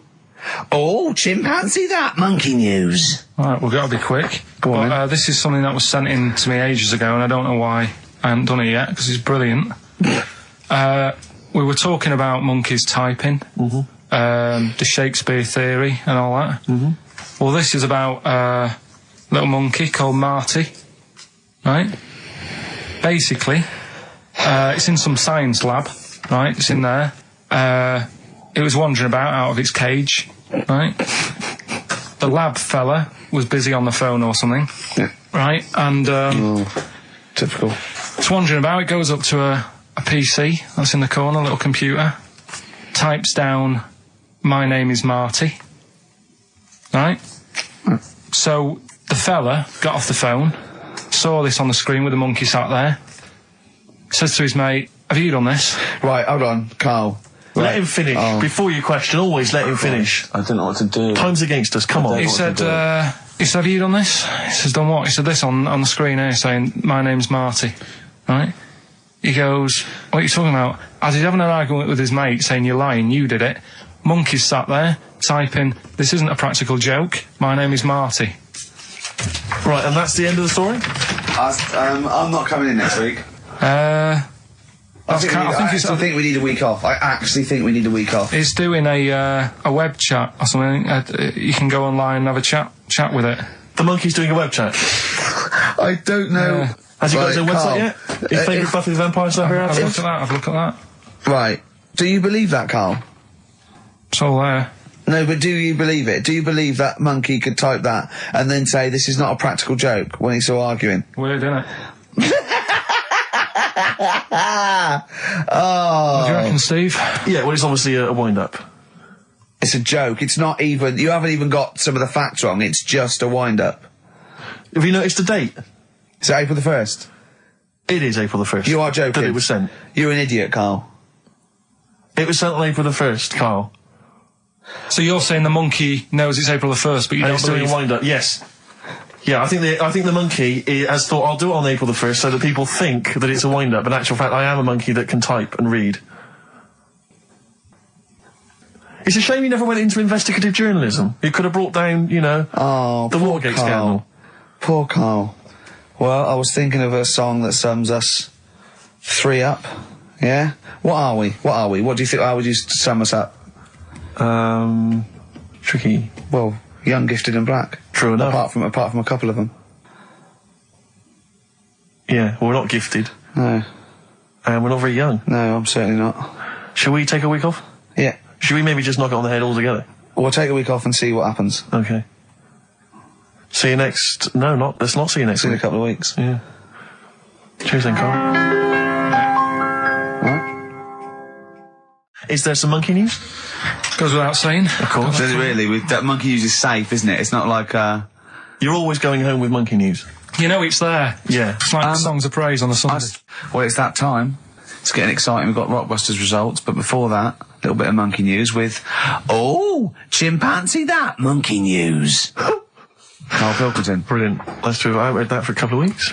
Go on then. Alright, so, it's like this little monkey. Oh, yeah. Who lives in Morocco.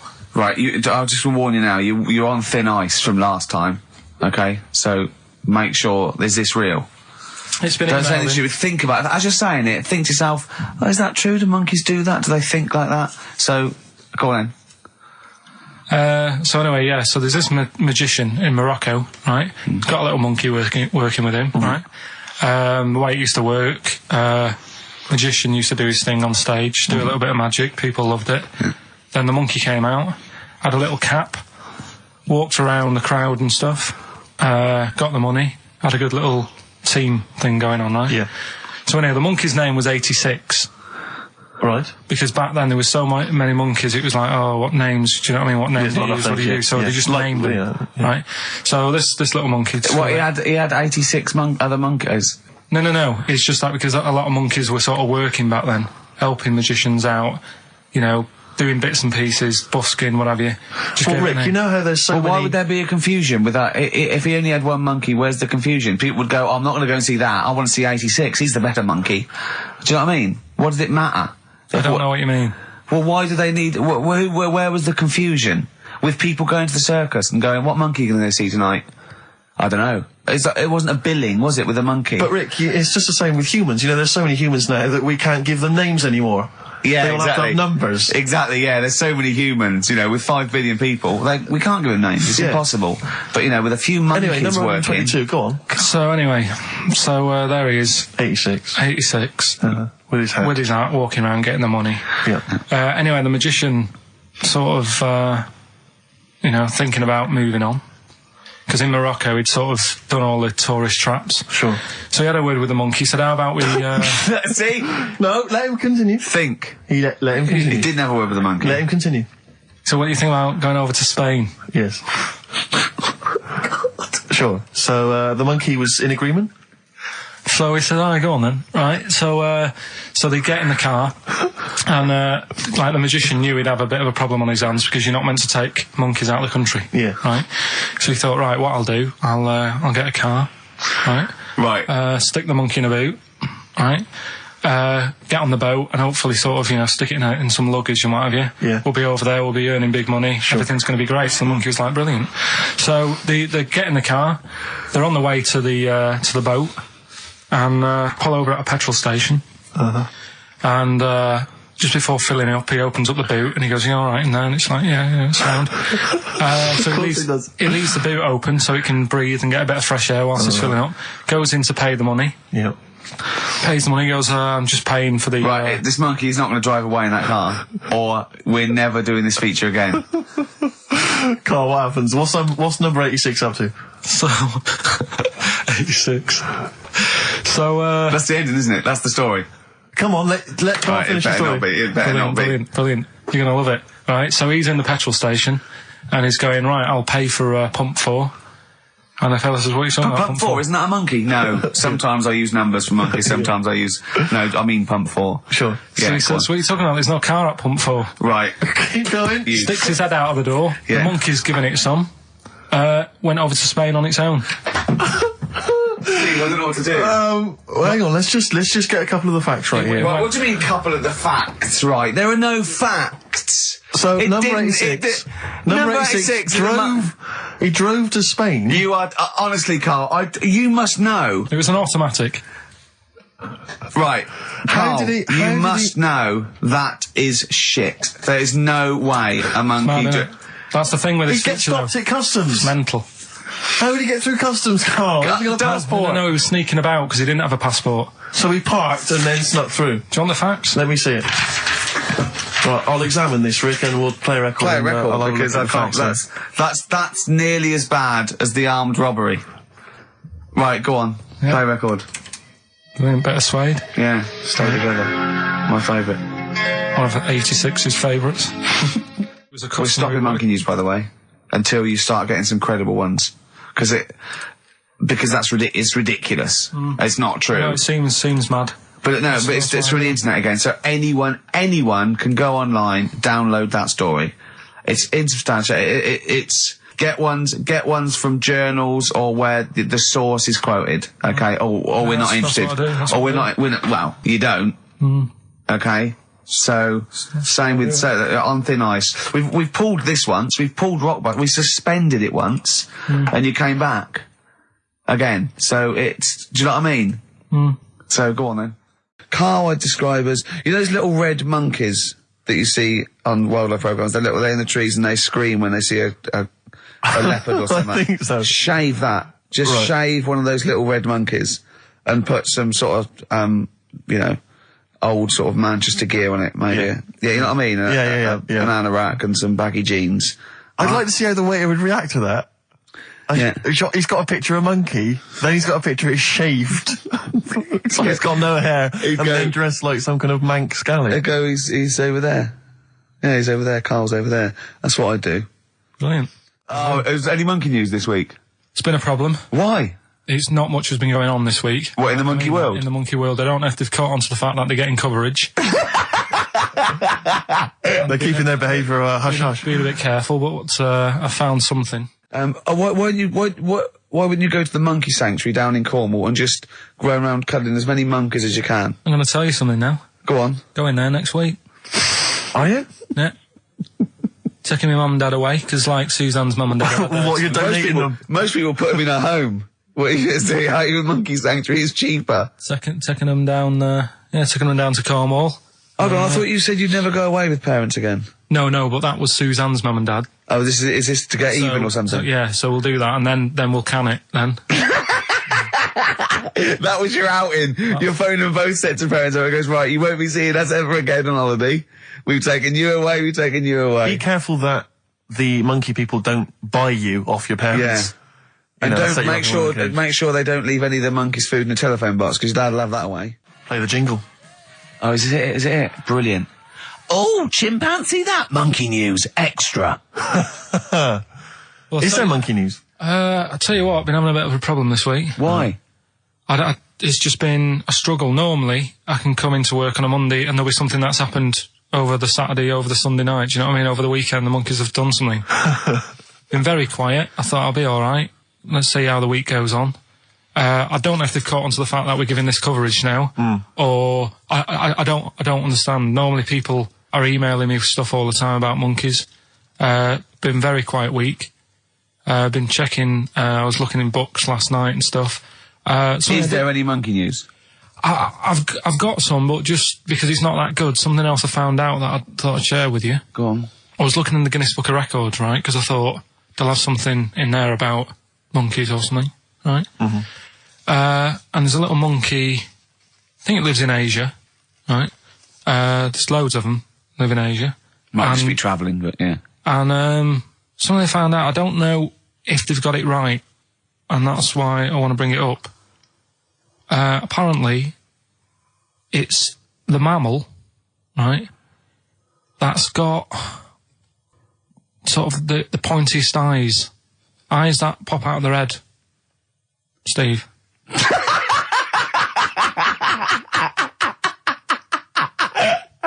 Now,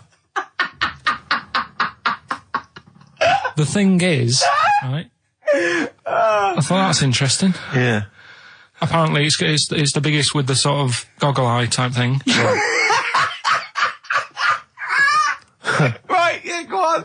Apparently, they come out of their head 1.6 centimetres.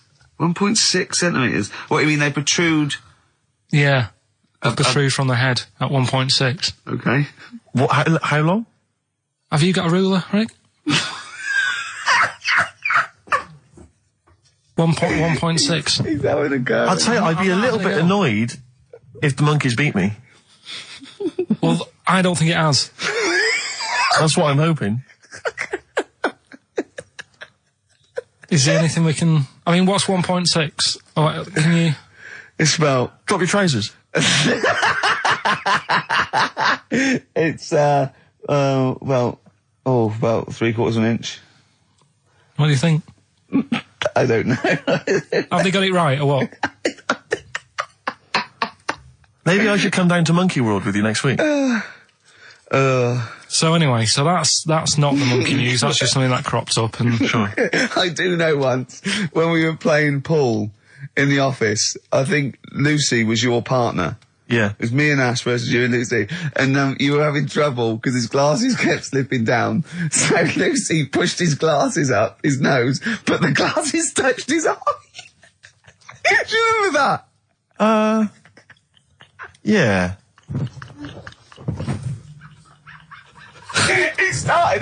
He started it. Well, you're the one who joined in. No, I know, and I feel bad now. Yeah. He makes me nervous when he goes, yeah. It's like, play a record. No, I'm just trying to think about which part of your fat, middle-aged physique I can pick on. The tits would be a good Yeah, start. yeah. Oh, the belly. Sure. Oh, what do you think of that? Oh, that's... What is that? Play a record. is that monkey news for this week? Have we not got any is other that monkey monkey news? news? Well, it's just it hasn't been that good. I mean, the one that I found out here, because we've covered so much in the monkey world, right? The fact that we've done a monkey that was a sort of half man, we've done a monkey that got a decent job in a train station. Can you think of any of the other? Well, that's just some of the great monkey news from the past. That's what I mean. So that's what you got to compete with. So even Go on. though this is quite amazing, Just tell us. another monkey's got married. Oh, not another monkey getting married. What do you mean? It's got another one. You know, it was knocking about with some woman monkey for a bit. A woman monkey. They decided to, get married. Yeah. They did. What do you mean they decided to get married? Was it pressure from her parents? They had a good do, and Good do. I love the spread. I love that. Peanut vol-au-vents. Yeah. celebrated in a pub, and then they both went off to the cage that night. That's what I mean. Even though that is quite impressive, But because it's not true. or it's a joke. It's nothing. It's not. On an Over website, official sort of news website. 2 monkeys have married in Romania after a whirlwind romance. Well, that's After a whirlwind romance. God, yeah, a quick one hanging onto the rope. Yeah.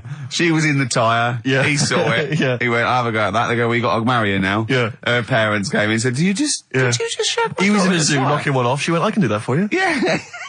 Yeah. Guests say the monkey bridegroom was scared by the number of people attending the wedding and refused to get out of his cage. So his bride Not bloody Hello Magazine again. No, it wasn't. No, I think it was like last minute nerves. Right, like, right, you know, right. I'm Yeah, single second now. thoughts. It's like, you know, it's the big step. Yeah. But his bride enjoyed every minute of it. She was loving it. Yeah, she sure, looked lovely, by the sure. way. She looked lovely. Yeah. Did she? Oh, good. Reports she only appeared to have problems with her veil and dress. Do you see, you know, this is the guests I hope they didn't ruin it like Anthea Turner and maybe get sort of sponsorship PG tips or something. Totally, with strong plum brandy, so they got them drunk as well. So they carried on the celebrations at the pub, and the bride was taken to her new husband's cage at night. I apologise. Play a record. I'll tell you what winds me up. What? Monkeys getting married. I know. Well, I'm not getting any action, and I got bigger eyes. Where are you going anyway? Where are you heading? Cornwall. Yeah? What's happening down there? Well, there's a monkey world. You're excited about that? We go and see that. Probably go twice to that. Yeah. Whilst I'm down there. How long are you in for? The whole week? Yeah. Yeah. So, This is with your parents, isn't it? yeah. Taking them out. Your father, what do you think your father will be up to? What's he going to be nicking on this holiday? Well, he's, Tin. There's a lot of tin in Cornwall. he's, Since they've shut the mines. He's just called Suzanne, said they've got there, said it's a nice little place. Mm-hmm. There'll be no towels when you get there. So what are you going to do? What are you going to do? Just going to chill out and sort of like go to the pub and stuff? Yeah, like I say, I mean, all I've got planned is probably probably Tuesday and Thursday at Monkey World. Right, come on now. Oh, chimpanzee that! Monkey news, earlier than usual. I'll have to save this link now. Monkey news. We've done a lot of stuff, right, on monkeys. And most of it has been... Is bollocks. No, has been like happy stories. Oh, is this it's not... Is this going to be like our tune? Our monkey tune. Simon Bates and welcome to our monkey tune. No, but do you know what I mean? We've done stuff about a monkey that robbed a bank. Yeah. Why is that happy? He had a great life after that. Right. What, in Marbella? Yeah. Right, we did the one who saved someone's handbag in a railway station. We've had a lovely marriage, couple of marriages. Couple of monkey marriages. Yeah, yeah. There was the one who got a job in a railway station. Yeah, the hairdresser. The one who set up a business in Spain. I don't even remember that one. But, I'm willing to believe that happened. Go on then, Carl. But anyway, yeah. So today's isn't that happy really. It's about some monkey. I think it was a chimp. Who's an ape? Go on. He tried to. I mean, the story sets off at a sort of a weird thing. Yeah. It's something about he went to Russia to do some business. What are you talking about, Carl? It jumped past that bit though. It didn't start there. What are you... Do you know what I mean? It didn't tell you what he was doing. It just said, there's this monkey, he went to Russia. To do some business. I know. Do some stuff. I don't know. Bit of monkey business. And, anyway, didn't work out. So, they were furious. We wanted a surgeon, you send us a monkey. Anyway, ended up being homeless. Oh. No, you're So joking. what was taking a turn for the worst? What, couldn't even get into like a tree hostel or anything like that? That's the problem. And, God. ended up homeless. Got in with some tramps. I don't know where to start. Come on. Yeah, so he's knocking about with some tramps and stuff. Sharing drink and what have you around a little fire. They broke into some home, not sort of squatted. Right, so into not the homeless flat. anymore. Problem was, he had a roof over his little area he had. Yeah. And he goes, oh, this is good. This is, we're having a good time. This is sorting me out. Yeah. He had his He mate. said that in Russian though. What was he eating? I don't know. Don't know, it didn't say. But they're in this house. Well, he could only be eating sort of like, you know, fruit, nuts, vegetables. I mean, they classically sort of don't eat, you know, pork pies and. But they've got drink McDonald's coffee. in Moscow now, so Sure. you probably chow down on that. Yeah. Anyway, there was a bust. What? There was a bust in the flat that they were squatting in. All the other tramps sort of knew what was going on, legged it, left little chimps out there, got arrested. And they thought it was a real fella at first. They were like, get him, you know, he's obviously just a scruffy bloke who hasn't had a shave and stuff. Yeah. Hasn't shaved his back for a while. Or his face. His head. Got him down the station. And the boss was like, what's going on here? We've got a monkey here. He was like, what? So you arrested a monkey? Well, so the arresting officers hadn't noticed all the way to the station that he kept slipping out of the handcuffs and was going for the entire journey. They didn't notice till they got there. What, did they put a hood over his head maybe and just like, you know? I don't know. I'll give you the story if you want. There's the headline. What is it? What's the headline, Steve? I don't want to see it, but... The headline, this is once again from supposedly reputable news organisation Ananova, homeless monkey arrested in Russia. Did you read on, or did you see the headline and make up that whole story? Most of it is there. What isn't there? What bit isn't there then? No, I think you know, Steve can have a look over it, check it out and stuff. Point out the embellishment for me, Steve, will you? Well, what it doesn't say is that the police didn't realise it was a monkey. That's what I was guessing. Really? That they got it back and they said, what are you doing? We've got a monkey here. And they go, yeah? Yeah. Oh, God.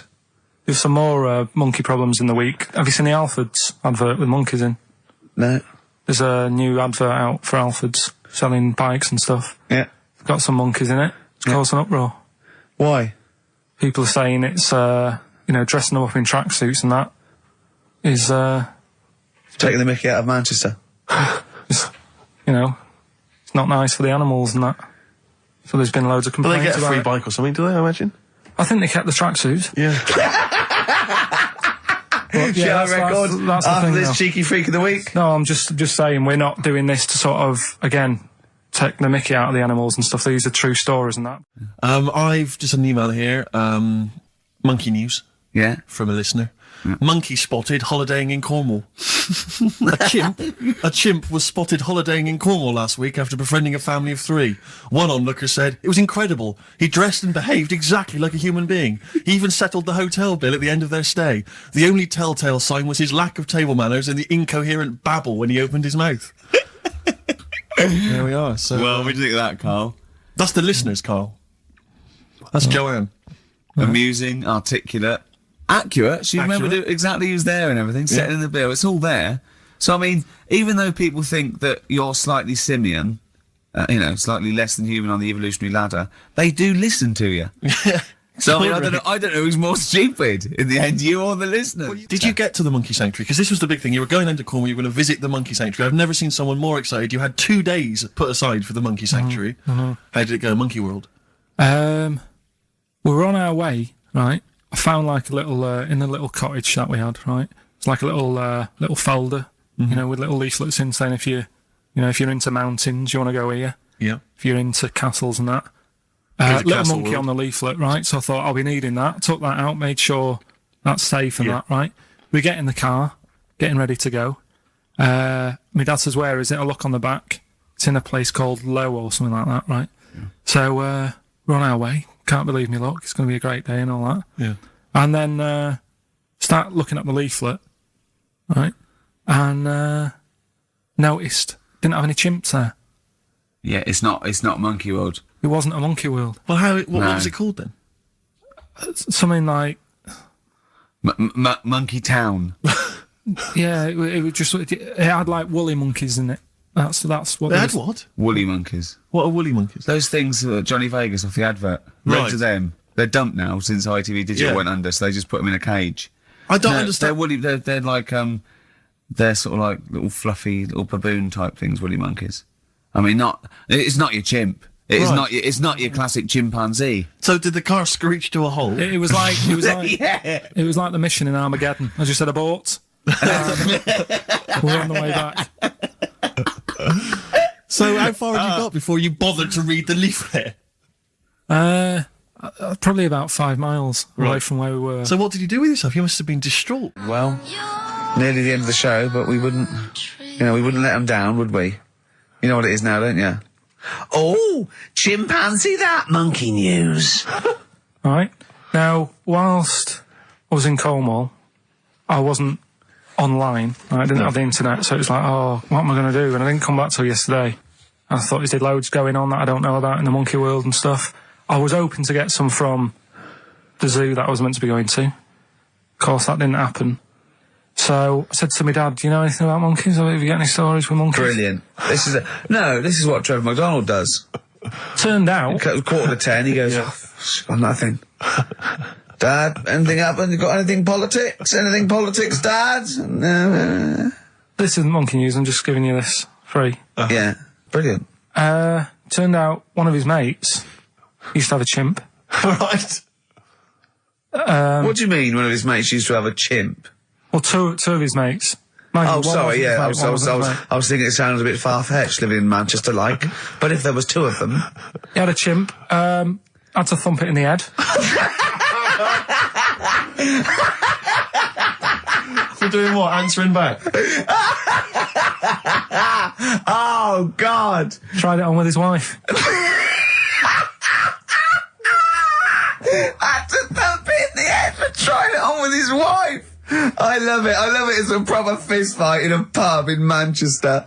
Oh. I'd call him up, but he's one of them who, like, swears all the time. Right. Oh. I mean, it'd be good to get him on and just... Let's interview him. Can we not interview him pre-record? We can bleep out the swear, and I'd love to hear his story. Do a lot of work, that. Yeah, well, we're not scared of work, are we, Steve? I'll get myself if you can't be bothered. Yeah, I'll have a word, I'll sort it out. Yeah, try to sort that out next week. Sort that out, yeah. Well, don't tell us the rest of the story then. Let's let him say in his own No, words. but there was another one as well. When you say you can get him on, but he swears a lot, you mean the monkey? I'm assuming he's more coherent than your dad's mate. But there's him, and there's some other fella who he knows who had a funny name. I'll have to find out, because you'll love his name. But he was a drag artist. Yeah. And, I think he said my dad went round one day, I don't know why, right? Went around there, knocked on the door, chimp answered. Carl, I don't know what you're doing, mate. I don't know where this place you live, next door there's an horse in the front room. There's chimps running round. Mad. Anyway, chimpanzee! Is that it? Is that the end of the story? There's a chimp answering the door and that's the end. You sure it wasn't the drag artist before he'd shaved? No, sure it wasn't your gran? Because I like the really airy ones that decide they can be female impersonators. Yeah, your gran. Anyway. Go on then. This is the monkey news. So you got that for free. What's this going to be like, Steve? Let's have more jingles. Okay. Oh, chimpanzee that, monkey news extra. Okay. Right, another phrase. We've been talking about phrases today. Yeah, we have, Don't touch your granny when she's shaving. Yeah. Don't touch your granny to suck eggs. Yeah. Don't look a horse in the mouth. Yeah. Don't let the chimpanzee do if you're chucking your cock in. Familiar with the phrase monkey business? No, never heard that one before, Carl. That's brilliant. Right, well, it came about. This has been emailed in and I haven't really had a chance to look at it, so I'm just weighing it up now. Oh, God. Yeah. This is the biggest shambles on air, isn't it? Really? I'm ashamed of it. I mean, what was Dr. Fox? Dr. Fox must have been really polite. He must have been thinking, I don't know how to put this. He must have wanted to scream and go, you shouldn't be in the radio authority. My parents listen online. I can't look them in the eye. Right, I think I've weighed it up. Long time ago, right? Yeah. In the, olden days, yeah. In the Amazon jungle. Yeah. Right? No. Little family of monkeys in there. Mm-hmm. Right? Having a good life. Right? Didn't have any predators in there. Right? So, they were loving it. Yeah. They had a load of food around them. They had loads of banana trees. Yeah. Right? No, I don't think so. No, they did. Sorry. Yeah. Everything's going great. So, they're happy in that. They go to bed. Okay. Wake up in the morning, load of bananas gone. Oh, hang on, interesting. Hold on, wait a minute. So... Either your dad's been around, or... This isn't the great Amazon banana robbery, is it? So anyway, turns out it was another load of monkeys from another part of the island, from the rough bit. From the rough bit, I love it. They went into a middle class area. They're the ones with the earrings and the leather jackets. Oh, that is brilliant. From a rough part of the island. So the monkeys thought, well, there's no point getting into a fight with them because they're harder than we are. Yeah, of course, and they carry chains. So I love all this conjecture. They got flip knives and tattoos. Yeah, go on. So basically, they said, let's do some business with the bananas. Let's do some business with the bananas. This is such shit. This is such... What are you talking about? Oh, Christ. Right, calm down, we haven't got much time left. Oh, God. What do you mean this is... Forget it. No, don't forget it. Carl, do not press seriously. that. Switch the record off. Switch the record off. Christ. Switch the record off, Carl. What are you talking about? What do they do? Oh. Let's do business with the bananas. Yeah. So they said, well, rather than them coming robbing them, we'll flog them. So that put a stop to it then. The monkeys came. They didn't have money. They said, give us some bananas. And it says So what, they exchange bananas for bananas? For berries and nuts. So that's where the phrase monkey business No, it's comes not. from. Little business No. to set up. Right, there, God. That's the end of that as well. So that's the end. That is a shame. That's the end of Rockbusters and Monkey News. Well done. You've done it in one show. We killed off Monkey News and Rockbusters. Didn't I tell you that there was some sort of petition for Monkey News? Was there? What was the Caused story? a lot of it's loads of emails and that. You so- mean you've done Monkey News? You mean you want to do Monkey News? No, but seriously, there's uproar, and people were like, "You can't get rid of Monkey News. Yeah. Don't be doing that." Sort of what? Loads of people. Was it monkeys trying to write the complete works of Shakespeare? Did Tony Blair get a whiff of it? And he's coming So down we're with a doing ton of Monkey bricks. News. Oh, chimpanzees at Monkey News! Excellent. So Monkey News time on XFM. Karl Pilkington, the man in the hot seat. Karl, what have you got for us? Okay, Monkey News this week. We've covered a lot of stuff. We have indeed. Now, do you know, like, there's places where you can go for, like, weekend rests and stuff, Sure. and you relax, you sit in a little spa, you might have a swim and stuff. Well, they've got a place done for monkeys. Of course they have. Right, they can go there, they relax, forget about all the stuff they've got going on in their head. They can have a manicure, Right. got nice meals, It's not called a manicure though, it's called a chimpacure. beauty them. treatments. Yeah. Right, they look good and stuff. Yeah, well, look good, feel good, yeah. Now, you might think, well, that's pretty normal. Well, The bit I haven't told you about is it's actually run by a couple of chimps.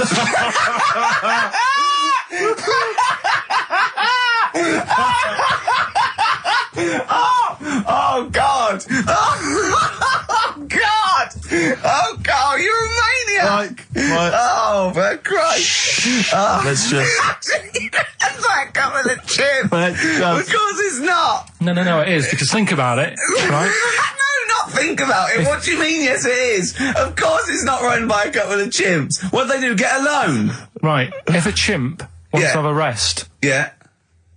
where would you go to? A place that's run by humans that don't know what chimps' needs are? No! My point is this, how did they get it together? How did two chimps, Mr. and Mrs. Chimp, went for a loan and said, I'll tell you what we need, a spa. I think it started off quite simple, right? Just basic stuff. But they've expanded over time because it's become so popular. It's gone mental down there. Sure. Go! They've all heard about it. Now, the thing is, the problem is this, right? That isn't even the top and bottom of it, right? Oh, Christ. The problem is, it's been going on and on and on, right? It's been earning a lot of money and stuff. The monkeys are happy. The monkeys that go there are loving it. They're telling friends and stuff. They're all coming to it. Now, the problem is, it's this little monkey, little man monkey and a little woman monkey, right? Yeah. It was sort of girlfriend and boyfriend. Sort of. It's an open relationship, they can play around if they want. Well, the problem is they're not married, right? Now, Trouble brewing. the lad monkey, fella monkey, he's getting quite old. And the problem is, because it's his name that's down on all the stuff. Carl, all the forms. actually, Let him finish. I'm getting scared now. Let him finish. It's his name on the business, and the problem is his missus is kind of like, what's going to happen? Sure. Where If are he you passes away. getting this from? Internet. Carl, I don't know where to start. No. This is the... Can we just hear the end? This is ridiculous. So the problem is, the female girl- monkey is worried that the male monkey she's worried. is What's going going to happen with the business? What's going to happen? Of course. Right now, What do you mean, the business? the health There isn't a spa- business. It's a joke. Health Rick, spa. you're not listening. His name's on the form. The male monkey's name, it's in his name. Now the problem is, Oh. the woman monkey has got some kids, but because they're not blood relatives, it's not going to be handed down to them. And the court, They're kids from a previous monkey marriage? yeah. Right. So that they're not going to get it. Let me just check this out. Yeah, otherwise you don't want to check the facts, otherwise Yeah. you could look like a twat spouting shit on the radio. Please check the facts for scientific And security. they're just a bit worried because they're saying that the people in Ohio, which is where they've got the little health thing going on. So that makes it more believable that it's Ohio. Mm-hmm. I thought you meant it was Berkshire, in which case it would be rubbish. It looks like the local people are trying to get in there. They've seen the success of it. Sure. And they're They want a trying piece to of go in and action. take it over and stuff. Yeah. So, Give me the piece of paper. Throw it away. Play a record. That's the worst. That's the worst one I've ever heard. And there's something wrong with you. You're educationally subnormal. Final tune from us. Tim Buckley. Lovely song called Wings. Back next week? Yeah. Yeah. See you, Carl. Well, I think it was in Hot Tickets magazine. Sure. It's free with the Evening Standard. Yeah. I might get some free Evening Standards now. I've plugged that. Yeah. I just reading in there that I don't know if it's still going to happen, but apparently she was going to do a little cheeky appearance at GAY. GAY. In London. And obviously I was quite excited because I'm a Spears fan. Do you know that's what that spells, don't you? GAY. Yeah. Gay. Yeah. Yeah. Well, I think it is a gay club. Oh, sure. This is what I was ascertaining from the article. Oh, because they've called it what it is. Exactly. Yeah. And it was apparently she was going to be previewing some of her new album live on stage at GAY. And that's an intimate venue. Normally you'd have to see someone like Spears, probably at Wembley Arena, someone like that. I'm thinking I'm a Spears fan. Get up a couple of the gang together. Yeah. Some of the lads. Exactly. Yeah. Cruise down there. Yeah. But then I read on in the article that apparently the doorman at GAY were only going to let in regulars, and the way they were going to ascertain if you were a regular was by asking a series of questions at the door. What, testing if you're really... Now, I don't know if the questions would be about the interior of GAY. Or the interior of someone else. Yeah. Or just general kind of... What do you reckon you'd have passed the... Well, that's what I was wondering. So you'd have had to pretend to be... GAY to get in to see Spears. Now Can you say gay on the radio? Yeah, I think so. Yeah. There's irony, isn't it? So you're pretending to be gay to get into a club to see a bird that you like. Yeah. I'll give you a little quick test. Right. Shall I? All right. All right. What's your name, mate? Paolo. All right, Paolo. Yeah. You haven't done a lot with your hair. You just sort of let it grow out. I mean, would you be putting product on a bit later? Because I mean, you don't look very. You look sort of quite masculine, quite. Yeah, well, sort of like you didn't care, like you have no care about how you look, like you're a. Normally it would be shaved. Of course. Oh, okay. Yes. We would say normally that looks about like 3 months growth there. Why haven't you? I've been ill. Nothing serious? Nothing serious. Okay. No, that's why I let it grow. So it's grown. Okay. So what time would you normally be going out then, Paolo? Normally I'd go out about about 8ish. 8 o'clock in the evening you go? No. That sounds a bit early. That's what... No, I'd go out about 3 in the morning normally. Right, so I take them as... Yeah, okay, right, so that's right, yeah. Where'd you go? Down sort of... Down Compton Street for a coffee and then onto GAY with your little shaved head. Yeah. Okay, well, you're doing fine. Gay. Sounding pretty good. Can I just ask you one final question? 20 bender points? 20 bender points. I'm just going to let you in. Okay, I'm just going to tell the guys to let you in. But I've got one more question. Yeah. Do you prefer knobs or tits, Paolo? Knobs. Knobs, you love knobs, do you? Absolutely Can't get love enough knobs. So you hate tits, I assume? Load them. You hate tits, do you? Yes. Okay. What? Even Liza Minnelli's? I don't know what to say. I love hers, but not in a straight way. In a straight way. In a gay so way. okay. So you love knobs more than tits, right? Okay. I love knobs. In you go. Thanks very much. Brittany's on, dear. Oh, she is so sexy.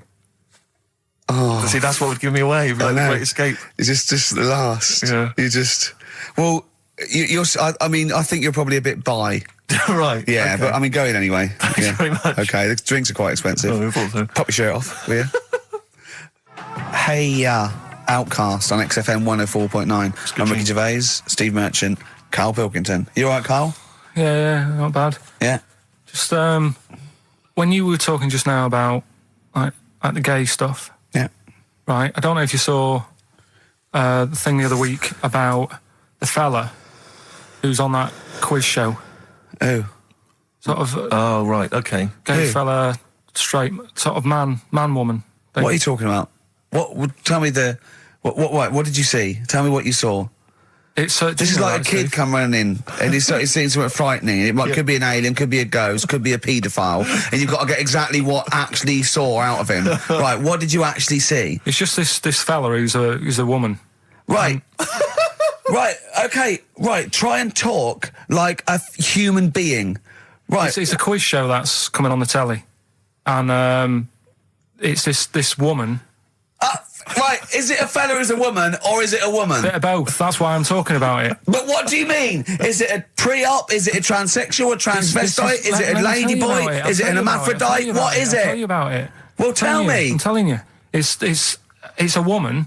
Well, it's a man. Oh, forget it. Listen. Play a record. No, listen. Come on. What? It is a man. He is a man. Well. Oh, Christ's sake! It's a TV programme where they've got this... Transvestite or television? It is a transvestite, yeah. So, but the problem is... I'll tell you, just because you don't know about it, the programme is... I don't know, I still don't know about it. I don't know anything about it still. I don't know. It's a woman, man, woman, TV programme, look, TV. No, it's a man who is now sort of half a woman. And a man who is now half a woman! No, well, this is what's weird about it. He's got the top half, but not the bottom half. What do you mean? Out. He's got breasts and a wig? But he's still got his boys downstairs. Why do you do that? His caps and the boys are still there with his Y fronts. But upstairs, he's got a lovely pair of dumplings. Why do that? Well, he's halfway through. But why not get it all done in one go? Maybe he couldn't afford it. Well, wait until you've got all the money. That just looks a mess.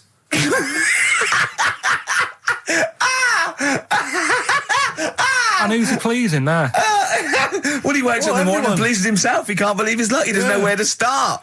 No, but what I don't understand, I mean, I don't want to see him... Well, could I just finish that sentence? What you don't understand is just about everything. Yeah. Right, what... I find it weird, right? I sort of get... I understand the gay thing, right? But... Do you? What do you mean? Well, I know... Well, tell me the gay thing. Explain the gay thing. I just know if you're a fella, you like men. I don't know much more than that. What do you mean you don't know? But what I mean is, with a transvestite, what's going on there? What do they want? A transvestite is a cross-dresser. See, I don't get that either. Because... You mean a transsexual? That's a man who likes to dress in women's clothing. It's not necessarily... They're not necessarily gay. They're not gay. They're often not gay. They just happen to like wearing women's clothes, aren't yeah. But then why not wear women's clothes that could be seen as a bloke, like Suzanne wears jeans? No, but but that's buy the women's thing. jeans. But that's their problem, is it? They like being seen as a woman. They like being seen as a woman. It's not just that it's more comfortable, or they'd wear a kilt. They like being seen as a woman. They feel more comfortable. All right, and what's the deal with this fella who's got... We don't know who this fella is. No, we don't know this man who's half a woman. He's called Miriam. Oh, that's hot.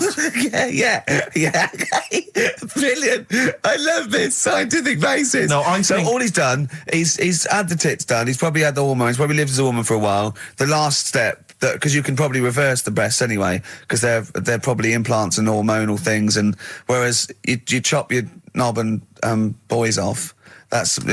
you come back the next day and go, so I didn't mean that. I wanted my ears pierced. It's a bit more of a bigger operation to put them back. So doctors are probably making sure that he's just Surely absolutely... if you've had the top half done, you're not going to go back on what you've said.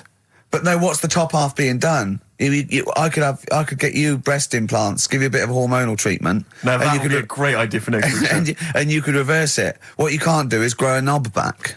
Well, you can. Last week you were talking about growing one on your arm. Yeah. We've done that. We can, so that is possible. But the thing is, the truth of it is, I think I do know about this story. I think it was a television programme called There's Something About Miriam. The conceit of which was that this pre-op transsexual... So I guessed that right, yeah. Was masquerading as a woman. Right. And various blokes who didn't realise that this was a man had to I've heard try about and this. seduce her. And when they found out that it was actually a bloke, and a lot of them had kissed her, they refused to let it be shown. I agree, though. That's just terrible. Yeah. That's it's deceit. absurd. But I mean, that's awful. I hated that. Who's the biggest, most professional person in radio? It's probably Terry Wogan, isn't it? And it was you that said you can't tell what the sentence he's saying because he keeps going up at the end before. But he and never. after. There's never any punctuation. Yeah. So he'll just segue from one point to the next. So he'll be like, going on my holidays. Friday. We're having a lovely time, says Mrs. Dorothy Shears of Westminster. I'm thinking of going to Greece. And it's halfway. So he's got his knobs, but he's still got the tits. Yeah. Typical. Oh, hello, Paolo. Do you want to come into my club to see? Yeah, I'd love to go. Britney Spears. I'm a massive fan. Yeah, well, it doesn't start for a while. It's it's only about 8 o'clock, and you're not going out for hours yet. No. 8 or 7. But might as well watch a bit of telly. We've got FA Cup final. Ooh. Oh, yeah. That's a good one, isn't it? Or we've got the Eurovision Song Contest. What do you want to watch, Paolo? Oh, blimey. Well, I love all the camp and lame of the Eurovision Song Contest. Yeah. But is that David Beckham playing? Because I love him. His hair and his legs. See what you've done. You see? So you will watch the football, but you'll be mainly looking at the legs and the tight shorts. So while Beckham's knocking them in, you'll be exactly knocking one. Right. Let's. Do you know? Remember, I never really looked, but when you see old clips of, say, early '80s footballers, the shorts are much tighter, aren't they? I don't know. I don't really know. I wasn't really looking. I remember Carl was saying when he went and there was 2 strippers, a bloke and a woman, and they whipped off their clothes at the same time, and you looked straight at the boys. Yeah, everybody would. You would have done. Right. You do. You do. You look at his doo-doo. What do you mean? You look at his doo-doo. No, I'm just saying. If you were there, you would have done the same. 2 people on the stage. Yeah. Woman and a man. Yeah. They were getting the clothes off. Yeah. Right? The fella took his pants off the same time as the girl took her knickers off. Yeah, right. All I'm saying is it's human nature to have a quick look, have a quick glance, see what's going on. See what's going on. And then I wanted to look at the woman, but she put her knickers back on quick. She didn't live opposite from you, did she? But just to return briefly to the shorts question.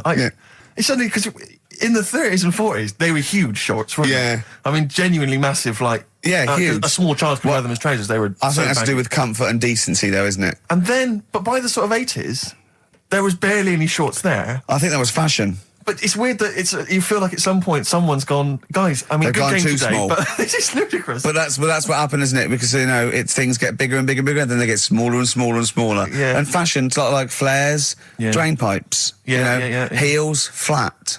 Yeah. Tall hats, flat hats. What do Yeah. you make of the miniskirt? Long hair, skinhead. Miniskirt, again, I don't know, I'm sure there's been 10 resurgences of miniskirts since 65, whatever it was. It's fashion, so the short... you know what? Do you know what I think, Steve? I think the shorts will get smaller again before we die.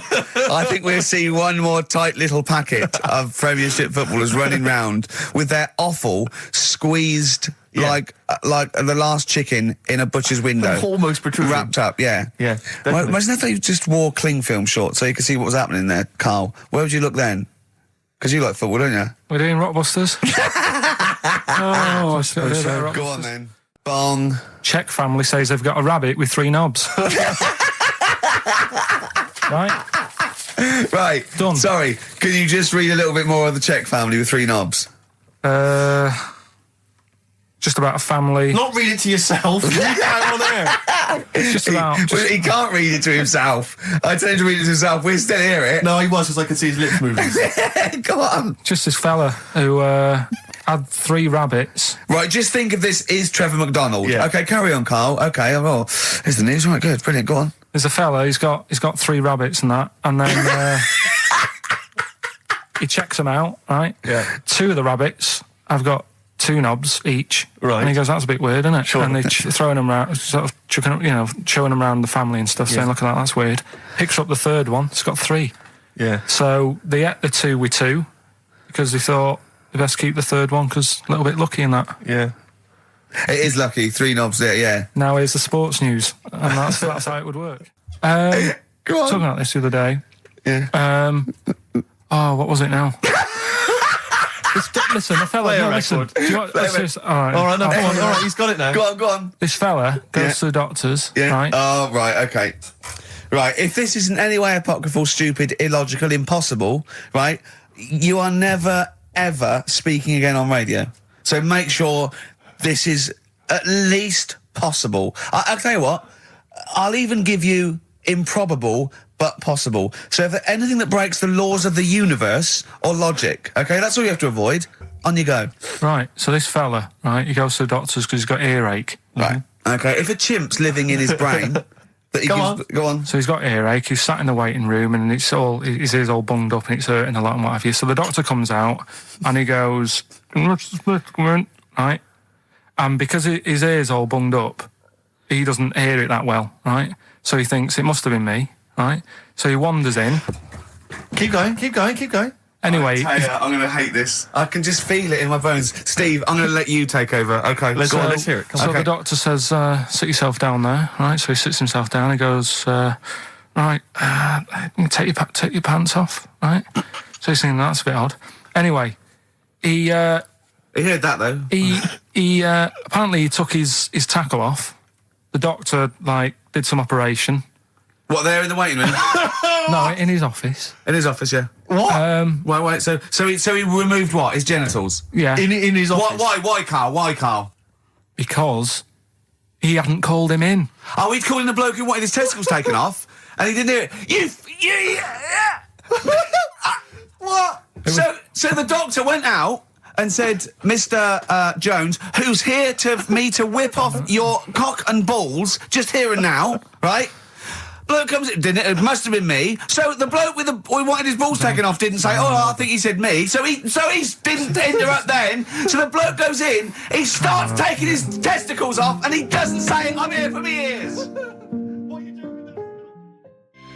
It's the new single from Snow Patrol and Run. That's brilliant, isn't it? It's good stuff. On XFM 104.9. Rick, Go on. I'm about to say 3 little words to you Yeah. that I've never said to anyone before. Go on. Karl is right. On what, though? From Reuters, someone's emailed in. A Brazilian man who went to a clinic to have an aching ear checked ended up having a vasectomy after mistakenly believing that the doctor had called his name. He had gone in there, entered the vasectomy room when he was called. He was called by the full name and yet thought it was him. But the strangest thing is that he asked no questions when the doctor started preparations in the area which had so little to do with his ear. He later explained that he thought it was an ear inflammation that had got down to his testicles. And the fellas came off. Extraordinary. All right. I'm stunned. Amazing, isn't it? There's got to be a couple of news headlines, surely. Hold on, wait a minute. Bong. Pierced penis man off the hook. Knob body has been that lucky before. Brilliant, all right. Okay. You've got get a lobe of this court case. Right, okay. Not bad, I'm going interesting. for knob body. It's been that lucky before. Right, it's a story about this kid who was born, right? Was he? Yeah, he was popped out, and the dad and the mum saw the baby, and it was like, oh, that's a good-looking little kid. Sure. And they were proud and that. And then They're surprised that it's a good-looking little kid. It's theirs. yeah. Like it could have been a frog, and they'd have gone, "Oh, he's got your eyes." And then the doctor goes, yeah, it is, but look at that. What? He said, it's a boy and hasn't got a knob. I love the doctor saying that. I love this GP Right. or this midwife saying that. Oh, we love little boy. Yeah, but no knob, baby. Mr. and Mrs. I mean, think. Right.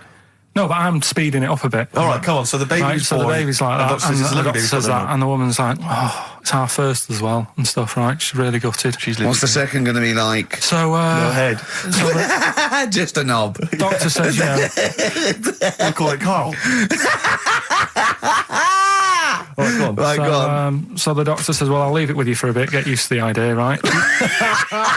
As opposed to throwing it away. So he wanders off. Yeah. He comes back with a smile on his face, right? Found the knob. So the mum and dad are like, what are you smiling about? He said, you're not going to believe this. Baby's just been born. It's got 2. Right? You can have one of them. And they did a little operation. Where did you get this information from? That's in a book. What book? Is it the a same joke as the book that you carry round with you? No. With the woman with 3 legs, the juggler with 9 arms, and the bloke who found shagging a chicken under a rock.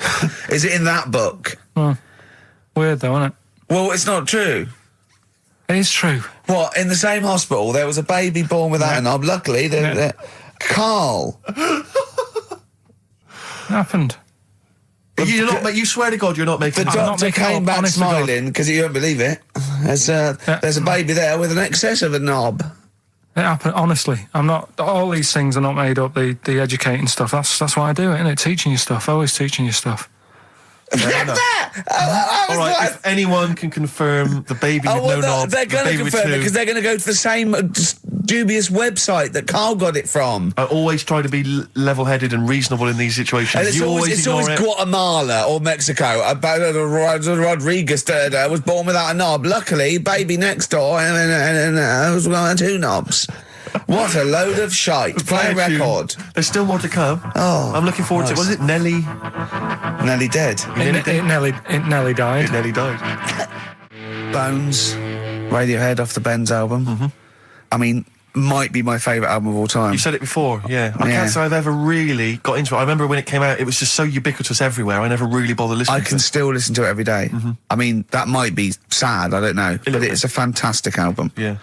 On XFM 104.9, just practicing for when we Talk about music. talk more about music than maybe monkeys and people born without knobs, baby. Carl, any other thoughts? Educating Ricky. Actually, can we just clarify what this is? I think a lot of new listeners perhaps aren't familiar with this. It's when Carl looks on the internet and finds a weird story about, the double knob fun, and tells me about it. And it's usually not true. Okay. If it is true, I know it already. Go on then, Carl.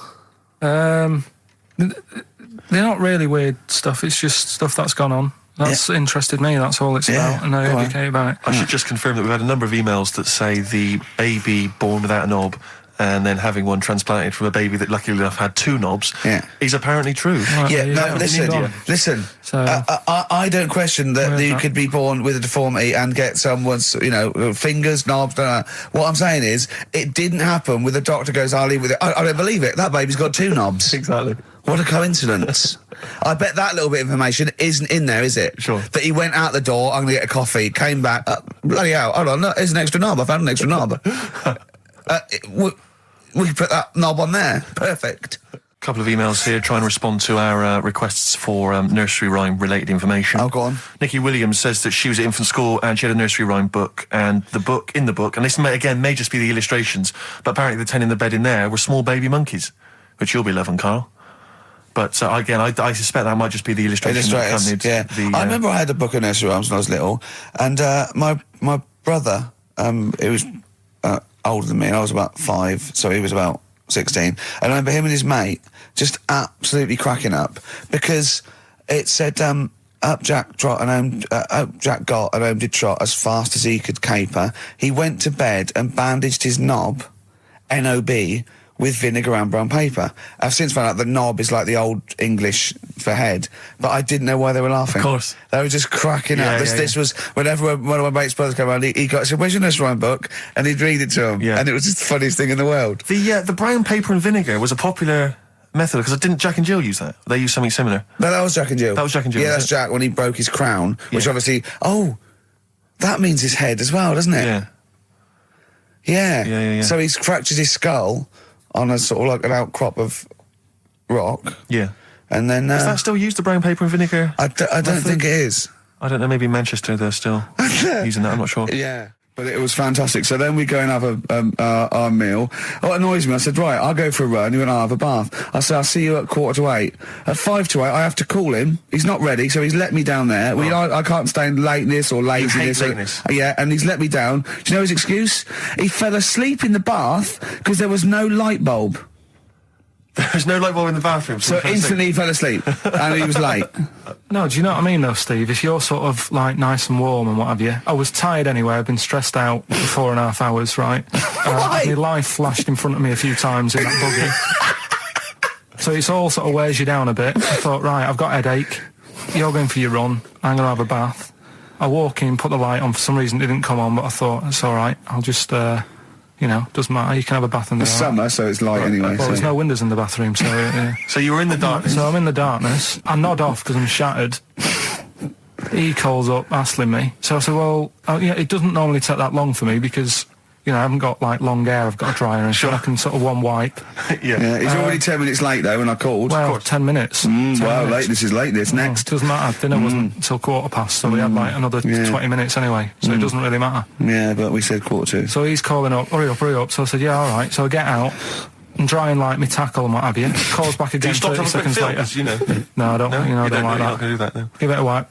30 seconds later, come on. So I end up going downstairs to the meal area, naked, with a wet shirt on and wet socks. I've got headache as it is. Meant to be a relaxing weekend. But anyway, so we have our meal, which is really nice. And then we're sitting in the bar. I'm having a cigar by the fire. Yeah. Like, we're having a rather nice Pinot Grigio. Yeah. He's there going, I've got headache. Is this 1955 that you live in? So holiday, where'd you go on holiday? Sardinia. Good? Yeah, it's alright, yeah. Nice food and that. It's important, isn't it? Yeah. And nice beaches and what have you. Excellent. I always like a nice long beach to walk down. Yeah. But, so we're having a nice walk, right? You know how nudists do me head in? Sure. Right. Not a problem, though, is it? It's not like being scared of spiders where they might jump out under the kitchen sink at you. You know what I mean? It's not a big problem having your head done in by nudists. Yeah, but it just annoys me. It sort of ruins the day a little bit. Because it makes me feel uncomfortable. Right. Take your clothes off if you feel uncomfortable. It's much more relaxing. Yeah, but... Well, anyway, right, so I'm walking along the beach, right? Lovely long beach, what have you, watching the sea, picking up shells and that. And what are you wearing? What's your natural beach club? When he says picking up shells, I imagine he's on all fours going, yeah, like that, you know what I mean, looking at things. Just like washing his nuts in the sea to get them tasty. Yeah, going into the sea and then kind of shaking himself and all the water flows off. Yeah. I've just got, flip-flops on, pair of shorts, and like a little light shirt. Sure. Mm. So anyway, walking along, and Suzanne goes, oh, look, right? And there's this woman, German, I think, coming out of the... How can you tell she was German? Underarm hair? I'll get to it. Forget the underarm hair. She came out, it looked like she was smuggling seaweed. I'm going to burst! Oh, God! And the funny thing is, right, she... Smuggling seaweed! Oh, God! She was a bit hairy down there, was she? Mental. I felt bad because I hadn't had a shave for 2 days, right? Looked at her, it was ridiculous. She might as well have kept her trunks on. It was just like she was wearing furry trunks, right? So anyway, so I'm walking along. So, yeah, go on then. So Suzanne's like, oh, look, and I'm like, oh, not again, because every time we go away, there always seems to be one of these. Is she by herself, this woman? Well, the weird thing was, she was with her husband, right, but he had shorts on, he was happy, right, but every time, because I walked past her, and he sort of ran off, because he's embarrassed. Do you know what I mean? There's nothing normal about it. What can he do? He can't go, all right, mate, because he knows it's odd, right? How old was he? Sorry, how old was she? It's hard to tell when someone hasn't got clothes on. Sure. Do you know what I mean? They always look older, don't they, when they haven't got clothes on anyway. But I'd say she was about 40, 41. Okay. Right. So I walked past, and the annoying thing is, she got there on a bike, right? No clothes on, little pair of boots next to the bike. So if you can wear boots, just pop some shorts on. You know what I mean? That takes more effort for me, putting boots on. So put the shorts on, right? So anyway, so the husband kept running off. I walked past, and I'm getting annoyed because I'm saying, well, we've got to walk past them again on the way back. I like the fact they're scuttling away when Carl walks past. Like when you lift up a bit of sort of iron sheeting in the woods and loads of mice run away. Yeah. It's like whenever Carl goes, that nudists run away. Yeah. Oh, right, okay.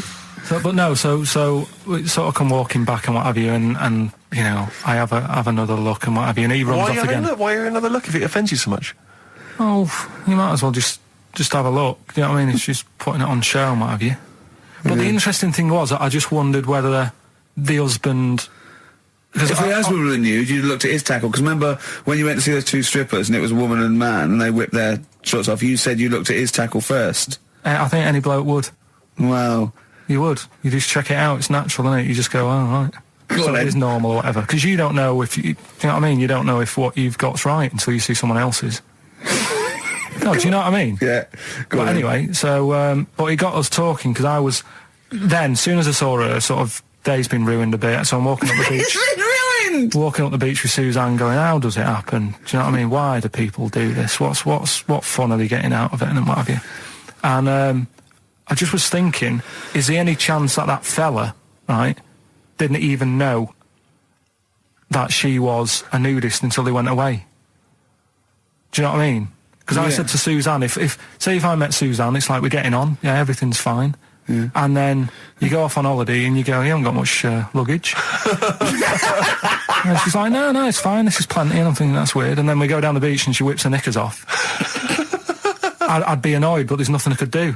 Do you know what I mean? Sure. So I'm just wondering whether that's what happened to this fella. Every time someone came walking up, he was like, oh, God, this is embarrassing. And he kept nipping off. Yeah. Finding something else to do. Look at some shells.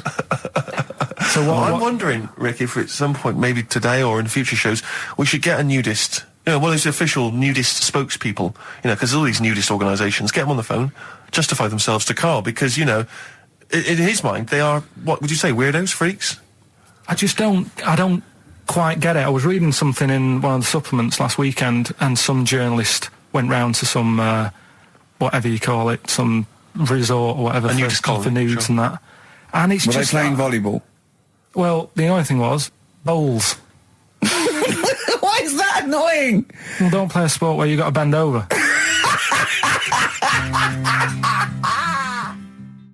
Neil Young from the album Zuma, and that's Pardon My Heart on XFM 104.9. Ricky Gervais, Steve Merchant, Karl Pilkington. We just had a text here that says, and I don't know what truth there is in this, as ever, but John says there is apparently a nude bike ride today in Hyde Park. Now, I can't believe that's the case, because I don't think it's allowed, is it? You can't ride around with your veg, can you? I don't know. Why would you want to? Well, good point. On a bike. On a bike, I like the fact that that's what disgusts him. I want. Do you know what? If we did appeal for a nudist to call in, I'd want a very specific sort. I want a German nudist, a middle-aged man called Helmut. Okay. If there is any, or the closest one to it. So I want a middle-aged man from Germany. If your name is Helmut, you're in. But I'll accept Hans. Karl would be good, wouldn't it? All right. Yeah. I think I'm wondering if the age might. Maybe we could we broaden that Okay, just a German nudist bloke. Right. Can he at least be fat? Can I find a fat German fella? If your name's Helmut, we're going to give you a big prize. Yeah. But any fat German fella who likes to get his sausage out. Sure. Okay. It's sauerkraut. Yeah. What's the phone number? 0871 222 1049. It'd be good just to get an email or a text with a contact on it, and then I can just call them up in the week. Sure. And 83936 is the text number. I don't know what our audience demographic pans out like, Rick, but I'm suspecting that's probably a fairly small fraction of our listenership. I know, but there must be someone out there. If you know a fat German who likes to get his tackle out, phones are going. Straight away. Just answer it, Karl. Just answer it. Just pot that. It could be anything. Well, just see what it is. To be fair, it could be a nutter. But just say hello. Just tell your turn. It's not straight away. He'll stay there, won't he? He'll stay there. Well, answer it. Answer it. Leave it. Answer it. Oh, you see this? It's gone. There you go. He bottled it. So just as well. Did you have to have that thing done where they say what side do you wear your member? What side you dress? They don't say what side you wear your member. That would hardly be a euphemism, would it? So they say what side you dress, sir. It means what side your little poke, your little John Thomas leans, doesn't it, on rest, usually to the left, isn't it? Your little left testicles. If I said to you now, what side do you wear? Hang on. Do you know? It would be left.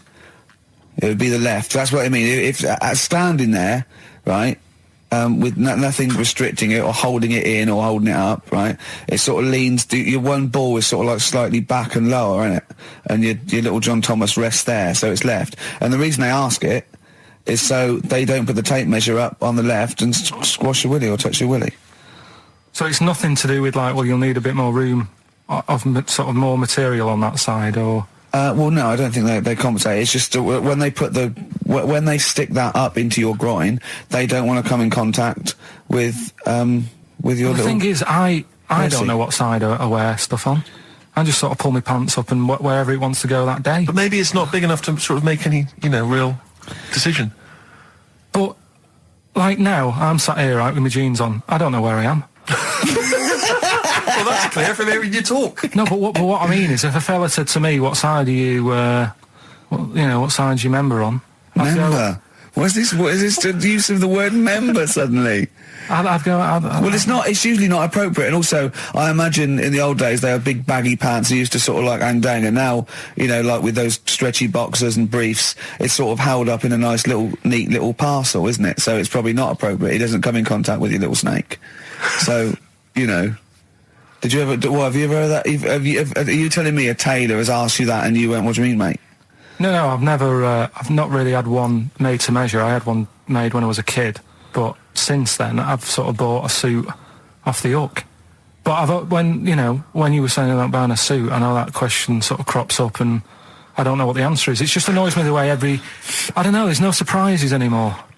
Do you know what I mean? People know. What do you mean? He's going to go, right, I'm going to measure you now. Which side shall I measure? Go, well, pot luck, go on, have a look. Right, there you go. Oh, you got it. You check me out. What do you mean there's no surprises anymore? What are you talking about? Everything you say is a surprise. Everything you say, every opinion you have is a surprise to me. What I mean is, why aren't people just happy just to go, well, depends, doesn't it? I'll just pull the pants up wherever it wants to go. I'm happy. What do you mean? Why is this such a big issue? But Carl, when they ask you this question, they're not making a note of it somewhere. It's not statistical research to find out what the kind of common leaning is. It's a question so he doesn't touch it when he's using his tape measure. Just be careful. But he is being careful by asking the question. But what's wrong with him touching it anyway? If he's, I mean, it's only a slight. Fair enough. But if he just sort of, knocks it a little bit, you can just go. Do that again? To me, it's the same as the prostate thing. It's just happening all over again. But a doctor doesn't go, what side's your arse on, sir? Trying to avoid the arse. He wants to go, he knows where your arse is and he's aiming for it and he wants to get it up there. He's aiming for it for a good cause. This little fella's going, well, I've got to measure his leg. I don't want to touch the knob. I'll just ask him, sir, do you mind telling me where your cock is so I can avoid it? It's a big difference. But like I'm saying to you, I'd have to have a look first to let him know. I don't know where it is now. I don't know. It could be the left, could be the right. Are you telling me you don't know where your knob is without looking? Well, what do you mean without looking? How could? Well, you're saying it as if like. Should we have a guess? Well, have a look and tell us where it is. What are you wearing? What sort of pants are you wearing? I've got my jeans on. But you got pants on underneath them? Yeah. What are they? Briefs or boxer shorts? Boxer shorts. Boxer shorts. Well, it's probably free, but the jeans are probably strict in it. I think it's probably either in the middle, dressed in, or just slightly to the left. Have a look. We'll tell the listeners after the break where's Carl's knob. It's a good competition. Oh, brilliant! We've got to send this to the Sony Awards people. XFM. Run, Snow Patrol on XFM. Well, big question. Where was Carl's knob? That's what people have been hanging on for. Yeah. Where was it? Well, I can't believe people have been texting in. Hey, what, guessing where it is? People saying, is it in the middle? Is it in the left?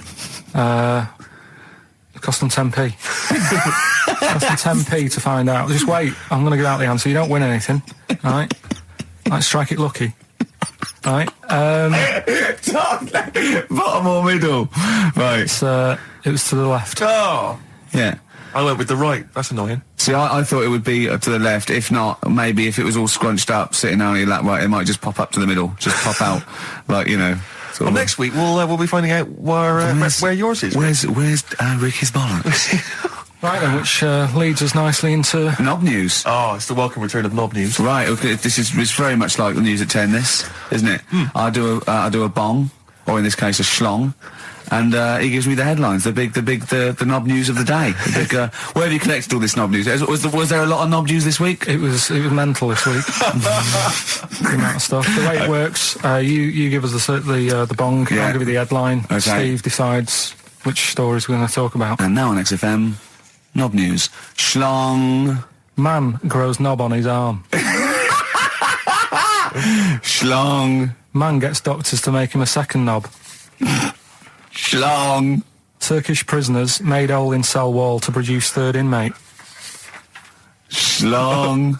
Doctors accidentally remove man's testicles. So, well, can I straight away go for the accidental removal of the testicles? Well, it's happened before, hasn't it? We've talked about that before. How did what did he go in for a tonsillitis? What are they called? Tonsillectomy. And he went in the wrong way. What are you talking about? How can they accidentally remove his testicles? It says he didn't look at his folder, and the doctor said to the fella, "Oh, we've removed your testicles and we wanted to take out your prostate gland." So that's what happened. There's the story. This is what I mean. That's why I don't like going to the doctors. Yes. It happens, doesn't it? Because all these sort of it's when they say things like, "Oh, it's just we do loads of these operations." That's when they're not concentrating.